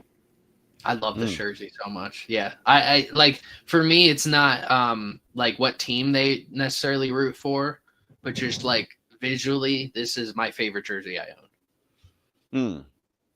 So guys, let me go around the room here. Deboe, what's your favorite number? Like on a football field, what's your favorite number that you would wear? No, without question, 34. 34? I think to be honest with you, I think number 34 is the best number in sports history. Okay. What's the significance behind 34? Yeah, Walter Payton. Yep. Earl Campbell. Yep. Bo Jackson. Yep. Herschel Walker. Yep. Hakeem Olajuwon. Yep. Once upon a time, Shaquille O'Neal. Yep. So, you know what I'm saying? Yeah, I mean, I think number 34. I mean, even Bryce Harper wore his. You know what I'm saying, when he first came into the league. I mean, MLB. We're not gonna. Just you know what I'm saying, bro. Yeah, man. No doubt, man. I think number 34 is one of the best numbers. Nolan Ryan, the Rhino Express. Yeah. Just ask what was that? Whose ass did he whip again? Robin Ventura. Right. Just ask Robin Ventura about that. Yeah, for sure. 34. Ricky Williams. Ricky, ask Mike. Who did that stupid picture on Sports Illustrated? Was that Mike? Who did that? His coach, Mike, linebacker. Mike Ditka. Mike Ditka. Yeah. That was the stupidest picture, but yeah, I got it. Yeah, no. So number 34. I think one of the most significant numbers in sports. Definitely. Eric, favorite number on the football field? What you got? 9. 9. Oh my God. I love that one. No, he's doing it. Great answer, bro. Hey, no, that's an awesome answer, bro. Awesome answer. That man. Everything I just said about 34, squash that. Number 9. Okay. 9. Okay. I mean, hey, man. Fair enough. Only in the Falcons jersey, though. I got it. I got you. 9 in the Saints jersey. Fucking suck. I got you. That's True Breeze, right? Okay. Yeah. Jordan, your favorite number on the football field. Um, I don't know. This rings pretty heavy. Oh wow. Was that St. Drew? Oh wow. Oh my In goodness. fact, No, he there's did a not. little there's a He little 9 at the he bottom did there, but I don't not think you can ring see it. check us. Oh my God. Somebody cut his mic off. Hold on, let me cut his mic off. All right. Oh my goodness. Um, Go ahead, Jordan. Sorry. my favorite. I don't think I have a. It's probably 7. Goodwood, Eric. Goodwood. You said 7? It's probably 7. No, it's not the first number I would choose, Uh-huh. but I always loved seeing Mike Vick wear 7. Yes. Yeah, I mean, every time I see 7, I know John Elway is a Hall of Famer. He's one of the greatest quarterbacks of all time. I know Ben Roethlisberger is going to be a future Hall of Famer. But every time I see someone wear 7 in an Eagles uniform, whether it was Hassan Riddick or Keely Ringo now, I just think of Michael Vick. Yeah. That is my. There's just something about seeing Mike Vick in the black alternate Eagles jersey wearing 7 that always got me hyped. I think aesthetically, like he had the dark visor. Yeah. With the he had that swag, man. Yes, he had that swag. Oh, He yes. definitely had that swag. Jordan, I agree with you 100%. My two favorite numbers are 7 and 32. But I mean, if you push me to it, I'd have to say 7, just because Michael Vick to me was enigmatic. Like the stuff that he was able to do on a football field, I've never seen anybody do it. There is a rumor that he could throw it 100 yards. I believe it with all my heart, because I've seen him just flick his wrist and throw it 60 yards. And I don't mean it barely get there. I mean, he just flick it and it gets there 60 yards.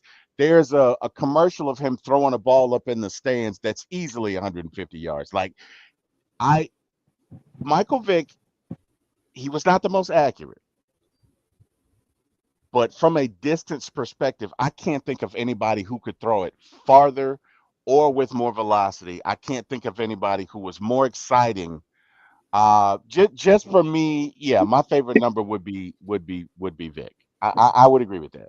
I would agree with that wholeheartedly. And obviously, my brother, for obvious reasons, loves the number 9. And hey, man, I'm not mad at him for that. Of course, that's all good. Not mad at that. Not mad at that one bit. So where are we here? Oh yeah. All right. So it's time. Oh wait, we got some folks in it. We got T Terry in the building. What's good, fellas? Braves win. What's good, T Terry? How you doing, man? Yeah, man. Saw that Braves win 7-3. I'm sure the Phillies did not win by that score. But anyway, T Terry, welcome to the show, man. We're at the segment in our show where we ask the question, what if? I'm trying to do like dude from Marvel. What if? I don't know if I succeeded. But tonight's theme is, what if Aaron Hernandez never went to jail, right? How does that impact the Patriots? How does that impact everybody in there? And wait a minute, we got Miss Carrie in the building. Miss Carrie says, hey, T-Will, Eric, Deboe, and Jordan from Pensacola Beach. Just watched the Braves get the dub at the hotel bar. Let's go make Acuna a Brave for life. Amen, Carrie. Let me tell you something. Carrie is the best damn producer in the show. If Carrie is your friend, you got a friend, man. You are a blessed somebody.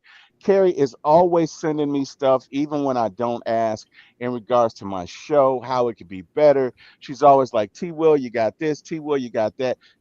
Carrie, I'm sorry, is a godsend. And I just love her dearly. We love her dearly. On One Time for the Fan.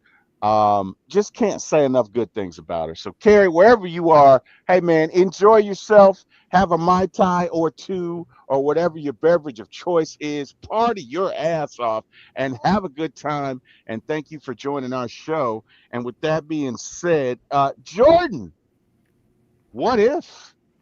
What if, dude?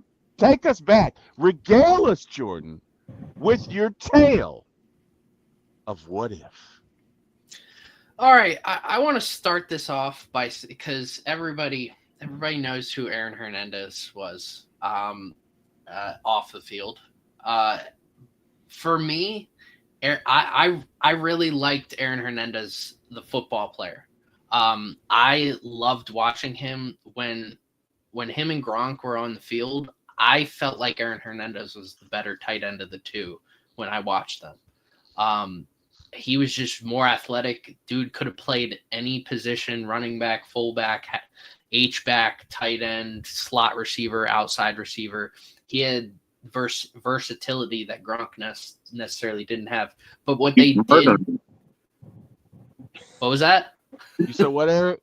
I said he was murdering it. Yeah, he was. Oh, he was. On and off the field, he was murdered. He was killing it. I'm sorry. Mm-hmm. Go ahead. I'm sorry. That was funny. Go ahead. But what Aaron Hernandez and Rob Gronkowski did was they made the best tight end duo in NFL history. I have no doubt in my mind to call them the greatest tight end duo in league history. I frankly don't think we have seen two tight ends who at the time were arguably top 10 in for the position, both on the same team and playing effectively in their own roles. Yeah. So Aaron Hernandez back in 2012 had signed a 5-year contract extension. So we're gonna take place right there. And what if Aaron Hernandez didn't do what he did off the field? Yeah. So let's face it, if Aaron Hernandez is a part of that offense, the offense is still not nearly as effective as it could have been. The tight end position was never the issue for them. It was the wide receiver position.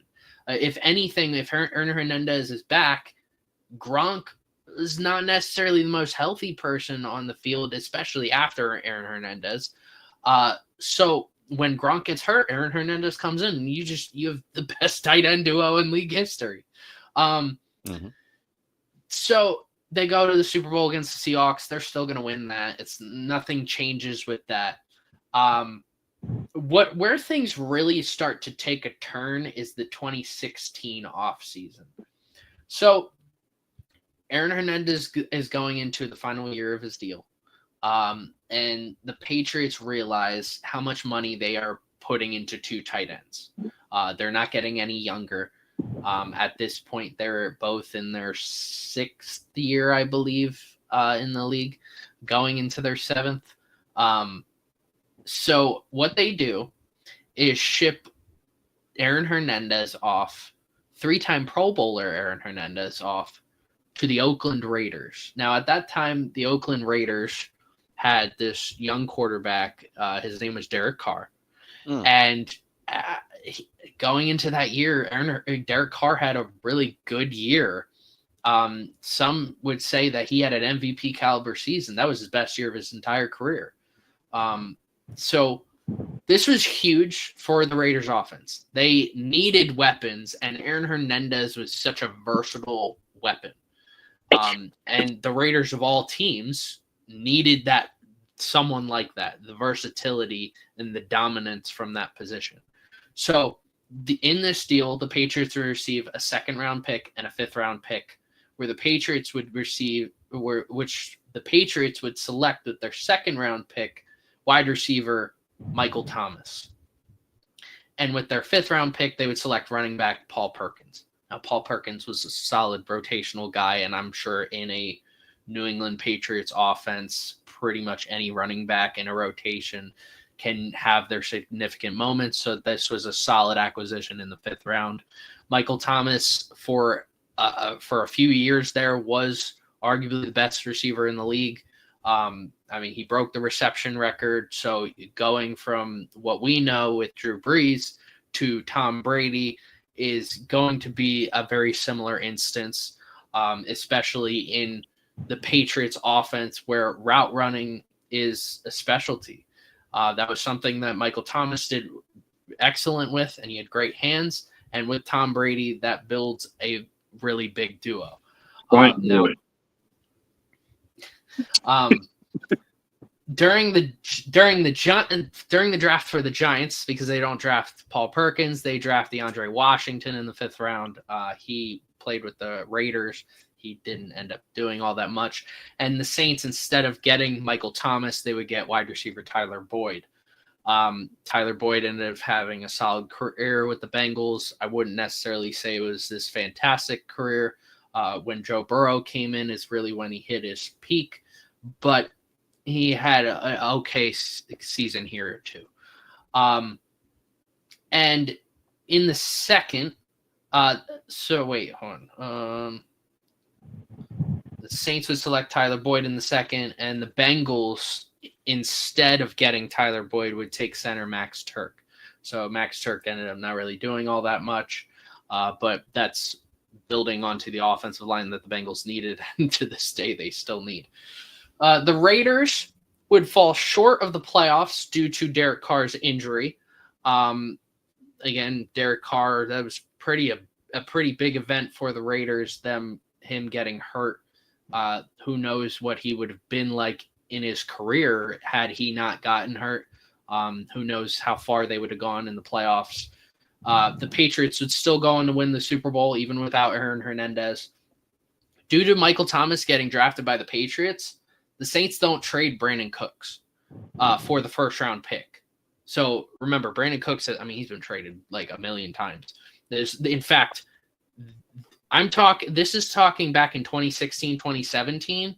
Mm-hmm. Brandon Cooks became a free agent for the first time in his career this offseason. So that's how many times he's been traded. So Brandon Cooks would stay on the Saints. Jared Cook would end up going back to the Packers. Jared Cook went to the Saints, but he would go back to the Packers and join Martellus Bennett, who was still in the Packers. Now, Jared Cook and Martellus Bennett were both, at one point in both their careers were top 10 tight ends in the league. They were very good end of the top 10, but they were still really good tight ends to have. And for Aaron Rodgers, that's your best tight end group you've ever had in your history. And you use a lot of tight. Aaron Rodgers never really had a great tight end since Jermichael Finley got hurt. But you finally have this deep and dominant group with Jared Cook and Martellus Bennett. Now, because the Patriots go on and win the Super Bowl, and can we mute him?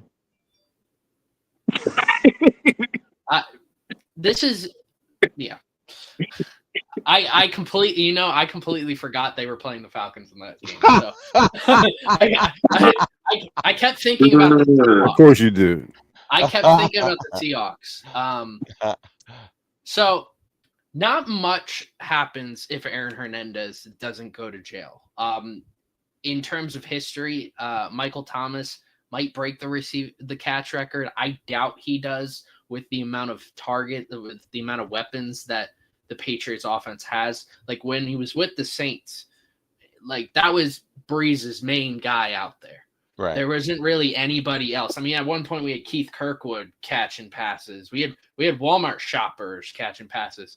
And people say that about the Patriots, but the Patriots also had Julian Edelman and Rob Gronkowski, and Danny Amendola was a really good receiver for a good time there, especially with the Rams.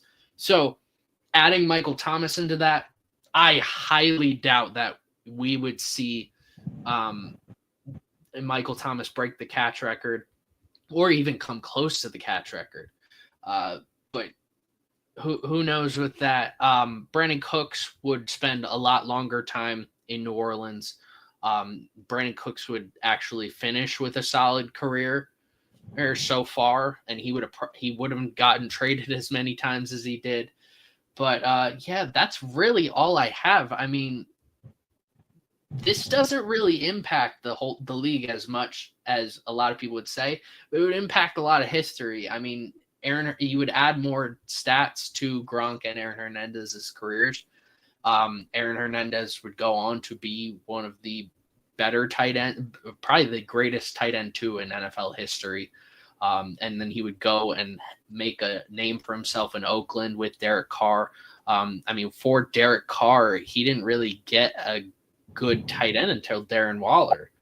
And by then, Darren Waller was already a few years into the league. Right. Outside of Darren Waller, he's had Amari Cooper and Michael Crabtree for that short time frame. But during that time frame, having Michael Crabtree, who is still a very solid wide receiver too, Amari Cooper, Amari Cooper has been a really good receiver in the league, and Aaron Hernandez is a really good receiving core to have for a young quarterback like Derek Carr. So the potential had been there. It's not like this would have taken them to the Super Bowl or anything. They would have changed the outcome of a couple games here and there. But overall, it doesn't really impact anything spectacular except for maybe Michael Thomas's record for catches doesn't get broken. Good deal.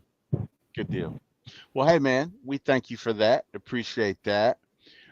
Jordan, last week we got into, or I think we did it last week or the week before, but it was the what if Michael Vick had never gone to jail. And you alluded to the fact that the Falcons would win 2 Super Bowls under him. I agree with that. Now, that year that we had Bobby Petrino was supposed to coach the Falcons with Michael Vick, and on their show with Roddy and Julio and Harry, they talk about how good they thought they were going to be that year, and they thought that they had a shot to win a Super Bowl. Eric, Deboe, I'm going to open it up. Do you agree with them? Are you trying to piss us off or something? No, I'm just asking. We're going to talk about the Super Bowl. Now we want to talk about the fuck. I'm not even going to say his fucking name. But I'm saying in correlation to what if, do you think that the Falcons had a decent and I brought it up because on that when I get the answer to that Aaron Hernandez question, what if he never went to jail? What are you talking about? We just answered that. What are you talking about? But why don't we go to Petrino now? What kind of talk about it? Because we did the what if Michael Vick didn't go to jail last week or the week before. So because I really feel like that had Vic not gone to jail, I think the Falcons do win at least one Super Bowl. I do. I really do. So it was just, it was in the spirit of that. But if the pain is too much, I get it. I understand. We don't have to go there. We don't have to go. It wasn't the Michael Vick thing. It was that dude you added in there with. Yeah, I know. Now, let me ask you a question, Eric. In regards to that dude that we're referring to, did you see the interview and what Roddy had to say about him? So we're going to bring it up anyway. Did you see the interview? It's a quick yes or no question. We don't have to bring it up. It's just, did you see the interview? Because no. I would see, you need to go back and watch the interview. Because I would think that if anybody would be pissed with Petrino, it would be him, but he wasn't. He really wasn't. If you listen to the interview, and look, I'm not defending Petrino at all, but if you listen to the interview, I did not expect him to respond in that way. That's all I'm saying. That's all. Again, I'm not going. Look at my forehead. Do it look like I give a fuck? Oh my God. Okay. Whatever, bro. Whatever. Okay. All good. I know we're not going to mention Bobby Petrino, but Bobby Petrino, man. Right. Exactly. Oh my God. Oh boy. Okay. Yeah, we're gonna go ahead and end this show. What about the Aaron Hernandez question? Why get the answer that one? I don't know, because you're not a Patriots fan. I don't know, Eric. Didn't he answer the Michael Vick question last week?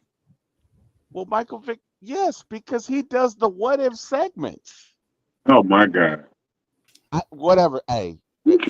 What do you think about Aaron Hernandez, Eric? Go ahead. I think if he hadn't went to jail, that there would be more people in the cemetery. Ah, That's what I oh think.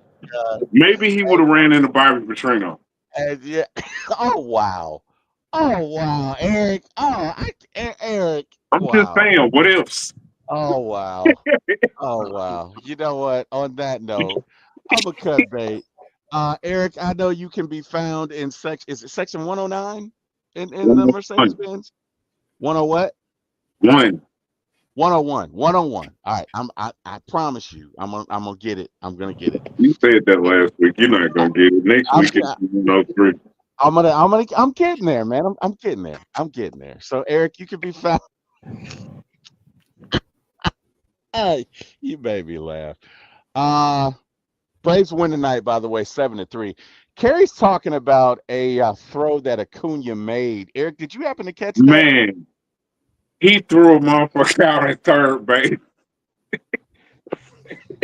That was the best throw. That's the best throw I think I ever seen I from got the to catch that outfield. throw. I got to Yeah, catch you that didn't throw on see the that? highlight. No, no, I didn't. Oh, they definitely gonna I show it didn't. in the highlight. Yeah, I definitely got to catch that throw on the highlights, man. Braves coming up on the trade deadline. Let me ask you guys a question. And Debo, I know you and I have talked about this. Do you think that the Braves trade away Ozuna and or Iglesias, or do you Please think they trade do nothing? Iglesias. You said what? Please trade Iglesias. Okay. Debo, you think the Braves trade away Ozuna and Iglesias, or what do you think they do? He brought him to sleep. Debo, you there? Debo left when you brought up Bobby Petrino. I guess he did. I guess he did. Debo, you there? Okay. Uh Debo done fell asleep over there. I looks like he did. Okay. All right. Eric, you think they trade away Ozuna and Iglesias, or what do you think the Braves do? Yeah. I don't know. After the night shit, we might take off. See that's what I'm thinking about. And George get ready to roll his eyes. But if the Braves go on a 10-game win streak, then it's a different conversation, right? Now, Yeah.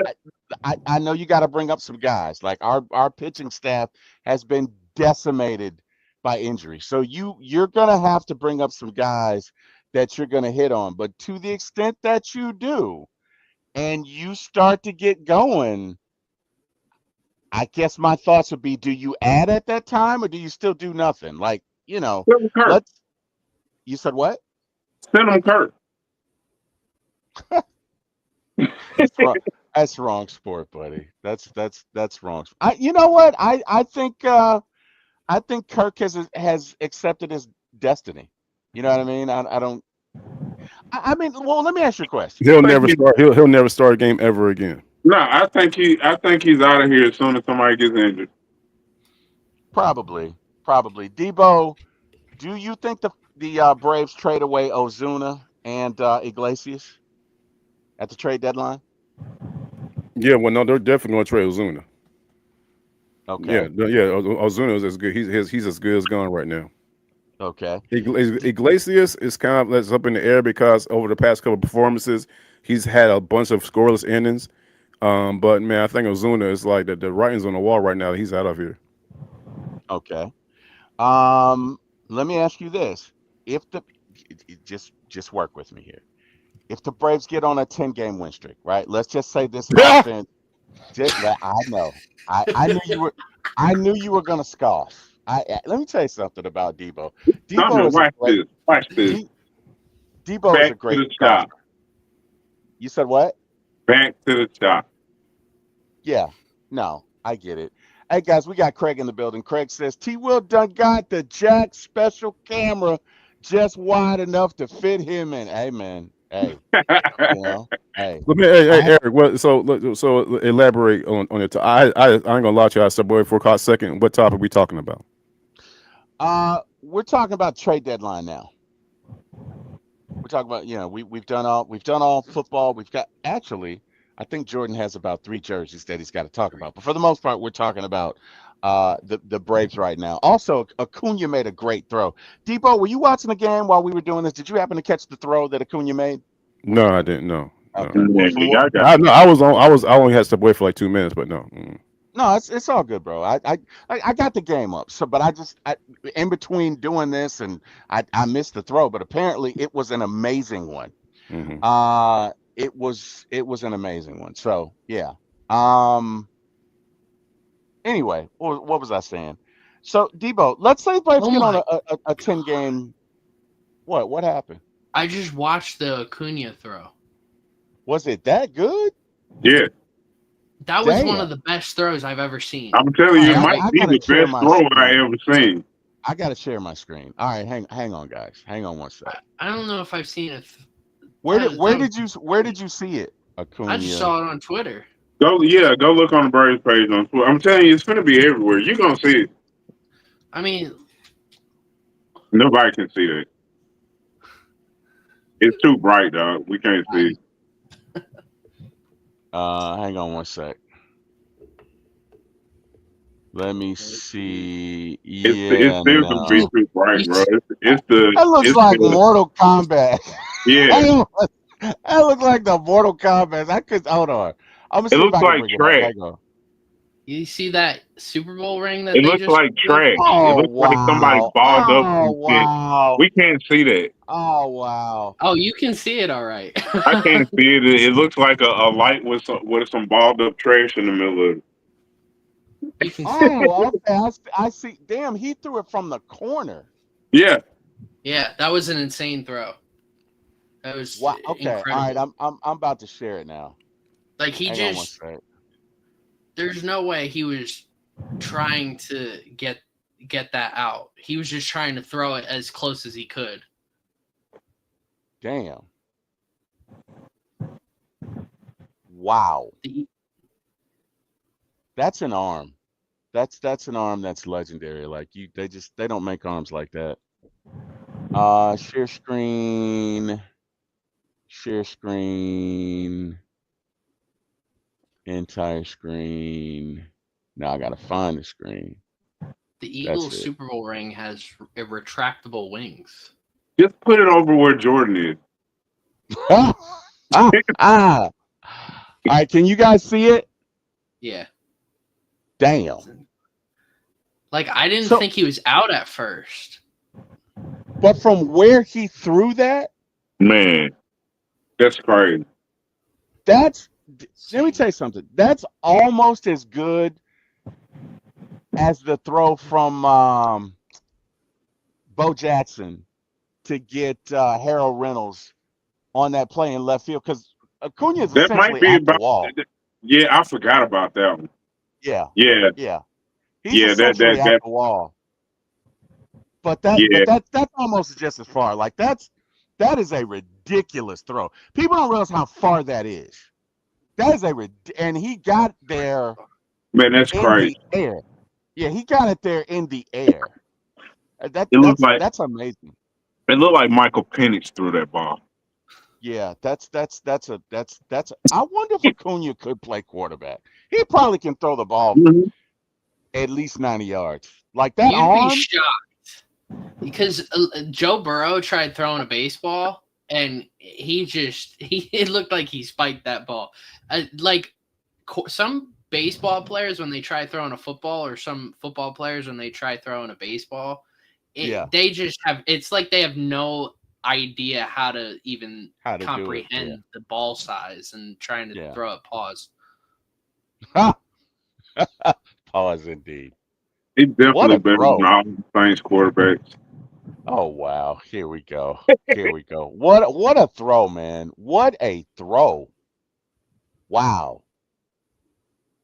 I wonder if he'll win an ESPY for that. If he'll at least be in the conversation. I think they'll forget about it by this time next year. They do that with everything that happens. Like over the next month, they'll forget anything in sports.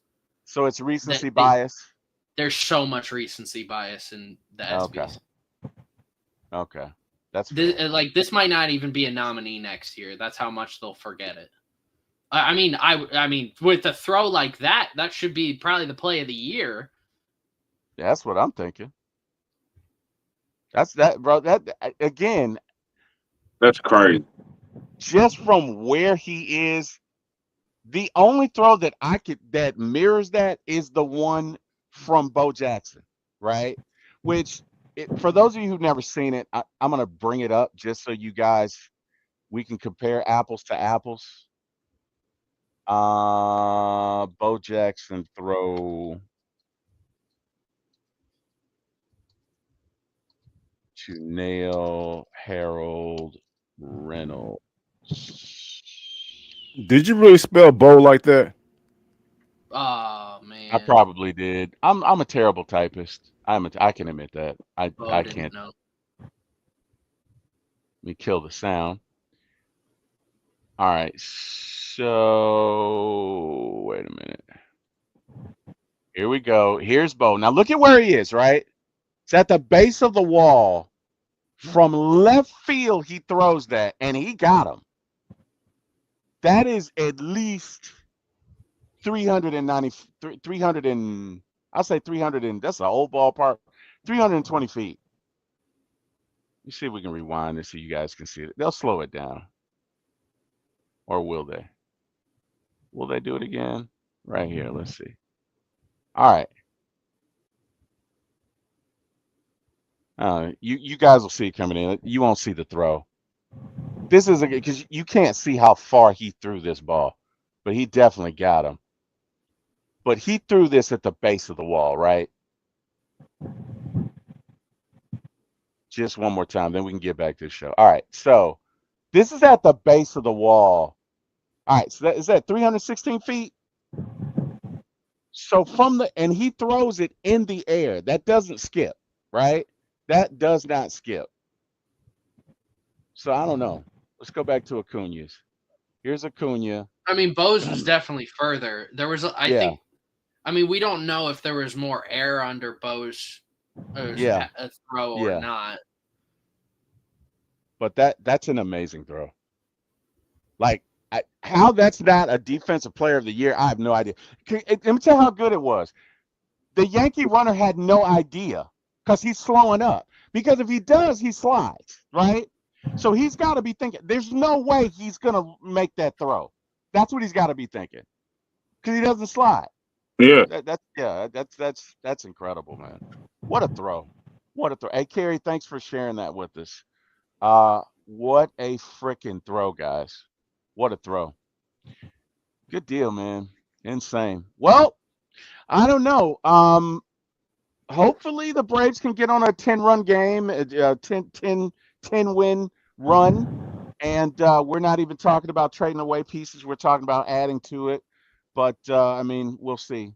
We'll see. Jordan, what are your hated Phillies going to do? Your Phillies that suck. What are they going to do at the trading deadline? Give me your thoughts. You think the Phillies are going to participate at the trade deadline? Phillies don't ever participate at the trade deadline. I mean, they could add. There's always rumors that they'll trade away guys, that they'll get guys, and we just never do anything. Okay. If we're gonna add anything, it'll probably be a relief pitcher. That's really it. It's not going to be anything major, but that's the only thing I could see happening. Okay. All right, Deboe, I got a question for you. You're a realist. Deboe, you out there? Yeah, I'm here, bro. All right. Braves are obviously have told Anthopoulos, look, you can't spend any money because they want to get under the threshold. They are under the threshold. The clock restarts next year. Do you think that this Braves team, will go out and spend money next year? Give me your thoughts. No, they're going to have to. I mean, because we saw it happen from this year from them not doing it. But at the same time, it's not up to Anthopoulos, it's up to the Braves Holdings. Yeah. If Anthopoulos is only he's only doing what they're let him to do. So yeah, that's what's scary. That's what's scary. Right. Eric, same question. You think Braves go out and spend money next year? Same answer. I mean, that's the right answer. They got to. You know what? You would think they would, right? You would think if it's me, I'm going to go out and get a shortstop. I mean, no disrespect to Nick Allen, great defense, but I'm gonna need at least for you to hit 260, 270. I'm gonna need at least 12, 15 home runs out of you. You know what I mean? You got to do something. So if it's me, I go out and get a shortstop. I go out and get two relievers. I may get a starter, and that's going to be it. And we're going to take what we got and roll with it. But those are my thoughts. I hope they do, guys. I don't know. I know that the new threshold is going to be 244 million. I think once our arbitration hearings are over, we'll be at about 180 million. So that's what, 50, 45 million, whatever, to spend. So, average annual value of contracts. So we'll see. But it'll be interesting. But guys, with that being said, hey man, I appreciate everybody joining. Really enjoy doing this with you guys. This is always fun. Eric, I know they can find you at the Benz in section 101. Do you have anything to say to your adorning fans, or you good with them finding you at 101? Anything else you want to tell them, or anything else you want to share, or are you good? Yeah, you find me in 101, and as always, fuck the Saints. Rise up. Wow. Wow. I knew I know what Jordan's getting ready to do. Let me cut his mic off. I knew he was getting ready to do that. I knew he was getting ready to do that. Deboe. I'm not even looking over there. I don't even know what he's doing. I know it. I know it. Deboe, great show the other night with Ryan the Historian. Yes, sir. And great show earlier this week, man. You got a lot of things going on. Talk about what you got going on with your shows, man. With not only your foodie, but yeah. your Tuesday night show. Well, before I continue, I see Oh, Eric wow. is representing right now. It looks like wow. Joey and Eric in the face off right now. So let me just yeah. Looks like they are. Oh wow, now George, but This is like Bane versus Batman. Is this what's going on right now? That's what it looks like.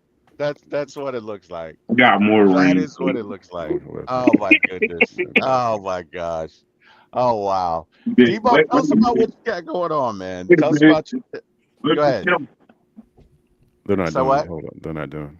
I guess they're not. I guess they're just gonna go on. Let's see. Okay. Stop that. Okay.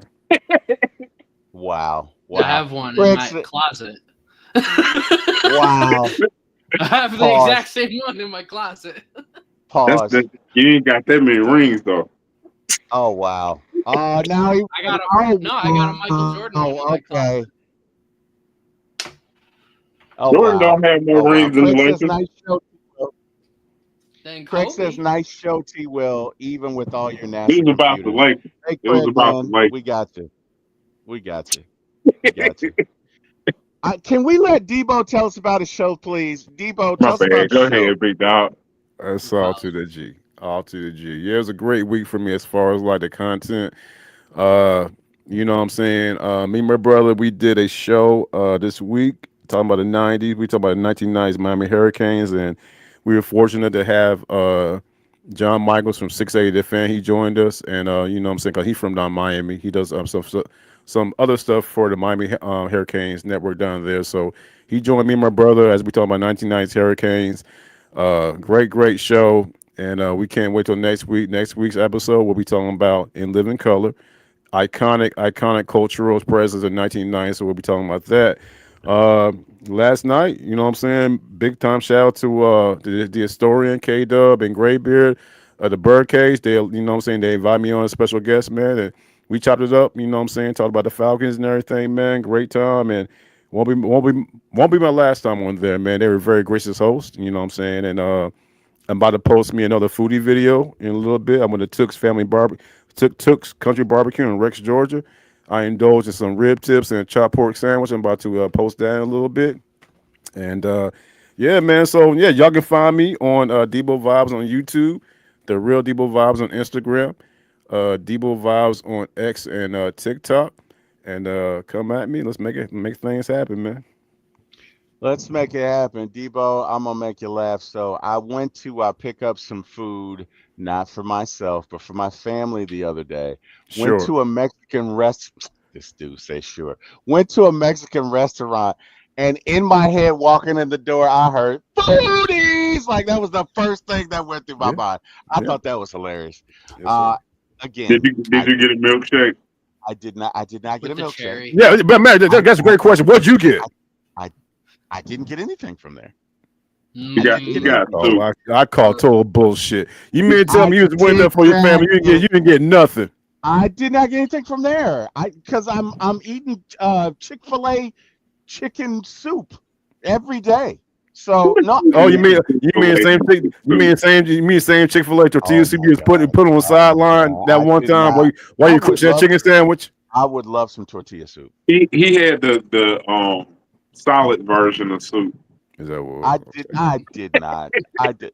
Yeah. Whatever, man. Hey, Okay. y'all, somebody's knocking at my door. You guys, excuse me, Jordan. While I'm gone, tell these folks where they can find you guys. I will be right back. I'm so sorry. Jordan, tell these folks where they can find you, buddy. Well, I got No, to. no. Hold up, hold up. Don't do that. Okay. I'm gonna see you and E could keep going at it, bro. You know what I'm saying? Yeah, I'm gonna see which one going to do better than the other one, man. That's what I want He to see. can't beat that. He couldn't top that. There's no he ain't got enough rings. You're a Lakers fan? Oh yeah. Yeah, for sure. Yeah. I don't buy jerseys for teams that I'm not a fan of. I can't do it. I mean, nothing against you. I get what you're doing. I got a cousin that does There's, it. My there's a lot cousin, of people who do that. my cousin don't do it with jerseys. He does it with hats, but he like collects hats for everything. Then I got another cousin that he goes to every single stadium, and he goes to the game, and it's hockey, baseball, and football, and he buys the home team shirt, and he makes sure he takes a picture in every stadium. I That's think sick. I That's think awesome. he's got like I don't know how many he's got left, but yeah, he's got a bunch of them under his belt. He don't have that many left to go. It's like a couple that he hasn't went to, but yeah, You talking about CJ? You talking about CJ? yeah. No. Okay. All right. I do Yeah, have yeah, to yeah, yeah. share my other jerseys. That's right. Yeah. Yes, My, so there's sorry about three that. more. You got two more to go. With three more or two That's more? You three got three more. more. Okay. Sorry about that. Go ahead. So this Sam Mills jersey, I got this off of Walmart on a glitch last year. So last year Walmart was accidentally listed all Mitchell and Ness jerseys for $22.39. $22.39. So I immediately took my credit card and bought 8 jerseys for $170. I saved over $1,000. I only received 4 of the jerseys that I bought because they ended up just canceling the orders for the other 4. But what was weird is I got a 5th jersey. So I ordered a Sam Mills Saints and Panthers jersey. Sam Mills is obviously one of the most iconic players in both franchises' history. So I got this Sam Mills jersey. But then they sent me another Sam Mills Panthers jersey. So I have 2 Sam Mills Panthers jerseys. I'm trying to sell one of them. I don't know why I got that. So yeah, if anyone wants to buy a Sam Mills Panthers jersey, I'm selling it for $100. The other might be able to get somebody to get that from you. We got a Panthers Falcons group. I'll put it in there and see if one of them will buy it. Yeah, you said 100? Yeah. All right. It's brand new. Like I what size is it? What is this? So I think it's like it's a 48 extra large. All right. Yeah, I'll check for it. Sweet. All right, and this is a weird one. This is a Kyle Orton Broncos jersey. Yeah. So my grandmother got me this jersey, right? She got me this and a Matt Castle Chiefs jersey. So I had gotten this when Peyton Manning broke the record for the Broncos for passing touchdowns in 2013. So what I did with this jersey, it's the only time I've ever like disgraced a jersey. I put duct tape over Orton, wrote Manning, and then I've made a taped 1 on both sides to do 18. So I wore this to school the entire season. Wow. Peyton Manning would go on to have that awful performance in the Super Bowl. I wore that jersey the whole week. And Kyle Orton ended up throwing the game-losing interception to the Philadelphia Eagles, who ended up winning the division that year. Thank you, Brandon Boykin. So that's my little curse on that. So, all right, Sam Mills is already dead, so there's not really a curse that can happen to him. So rest in peace to him. Bro, watch this. Go ahead, but watch this. When you finish, watch these jerseys. I bet I got worse jerseys than you. And this is the last one, Archie Manning. So this was one of the first Saints jerseys I got. I had a Drew Brees Saints jersey. It was my first Drew Brees jersey that I got. But I really wanted an Archie Manning jersey because I knew how well known Peyton and Eli were, and I felt like it would be a niche jersey to have, an Archie jersey, especially if he played for the Saints. So when I wore this to school, I had people saying Peyton didn't play for the Saints, Eli didn't play for the Saints, even teachers. I had full-grown adults. What the fuck? Coming up to me. I remember specifically because this one teacher, he hated me. I don't know why. He came up to me and he's like, Peyton didn't play for the Saints. And I said, I know, this is their dad. And he's like, oh. And God, I hated him. But yeah, it's such a unique jersey, and I'm glad Archie played for the Saints to where I could wear this to school. But yeah, this is probably one of my favorite jerseys that I have for the Saints. It sucks I don't fit in it anymore because I wore that in middle school. So, but yeah, those are all my jerseys. I mean, I got a story for almost every jersey. I counted right before the stream. I have, from across all sports, I have 190 total jerseys. I have 145 NFL jerseys. So I got stories for almost all of them. I got some with the Falcons. I'm pretty sure I already shared on this story on here, but I don't think any of you would like to hear that story on the Falcons jersey and wearing that. So I'll save that for later. You're probably right. Yeah, you're probably right. I would agree with that. I would agree. Well, hey, man. Yeah, good call. Thank you. Thank you for sharing these stories with us, Jordan. And hey, man, tell these folks where they can find you.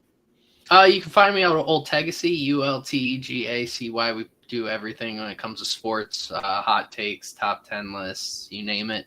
You can watch some of our videos. We do history lessons when it comes to Babe Ruth's called shot, Will Chamberlain's 100-point game, going through history. We're trying to teach everybody when it comes to sports because, I mean, we're all learning the game as it goes on. Even if you're 80 years old or 4 years old, we're all learning the sport. So, yeah, you can find us there, and you can come watch me and Terry as we review movies. We're going to be reviewing Superman tomorrow.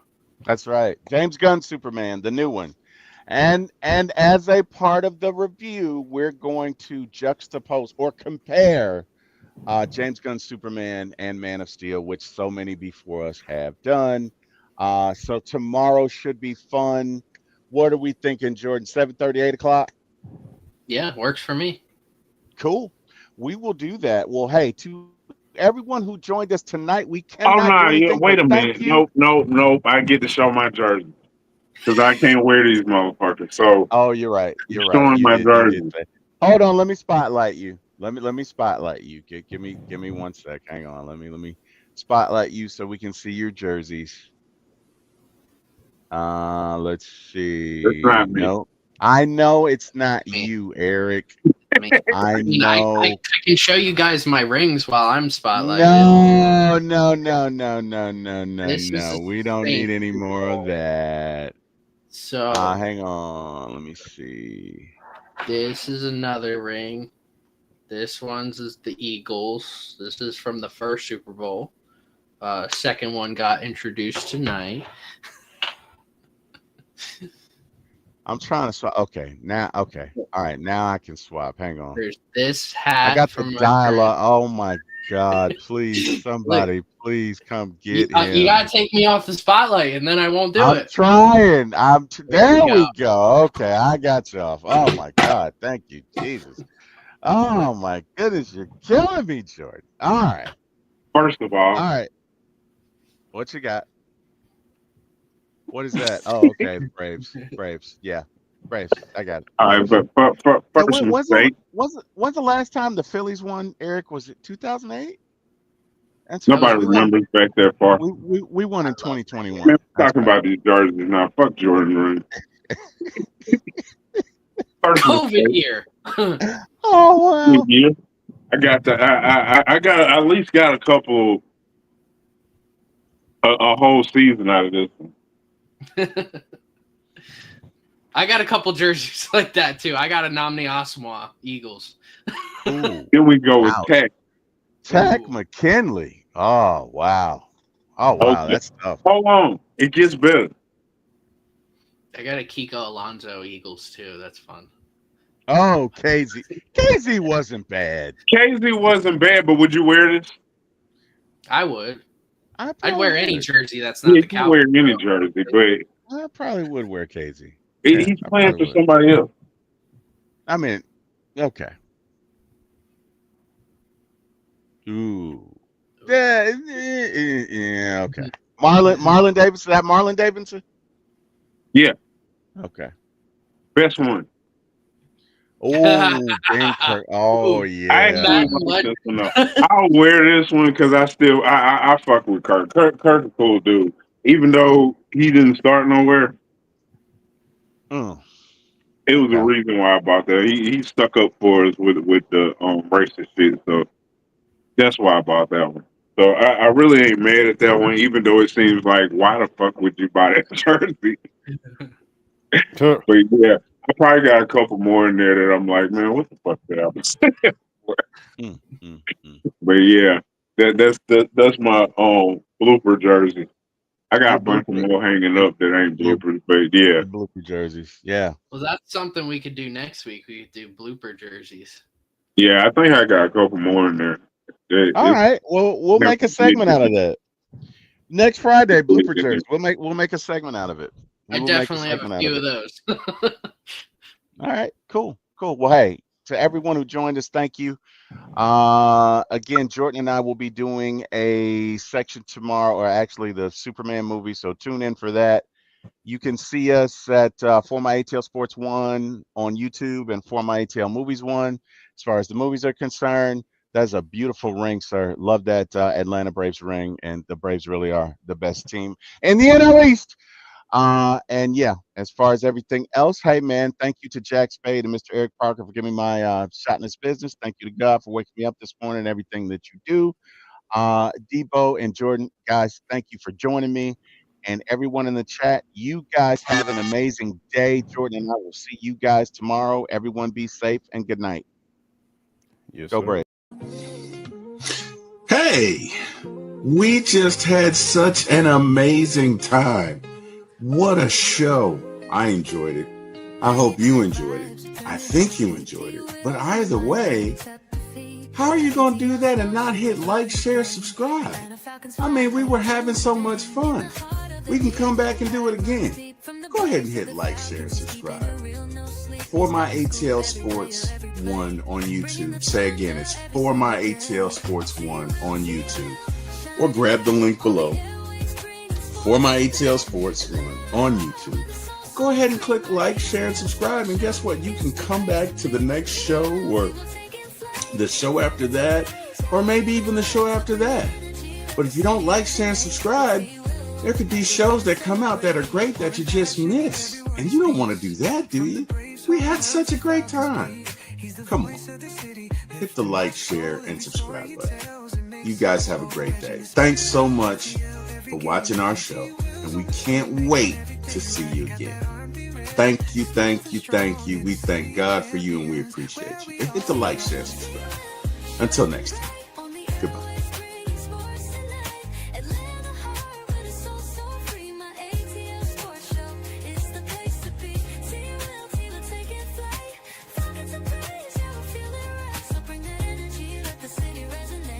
T-Wil.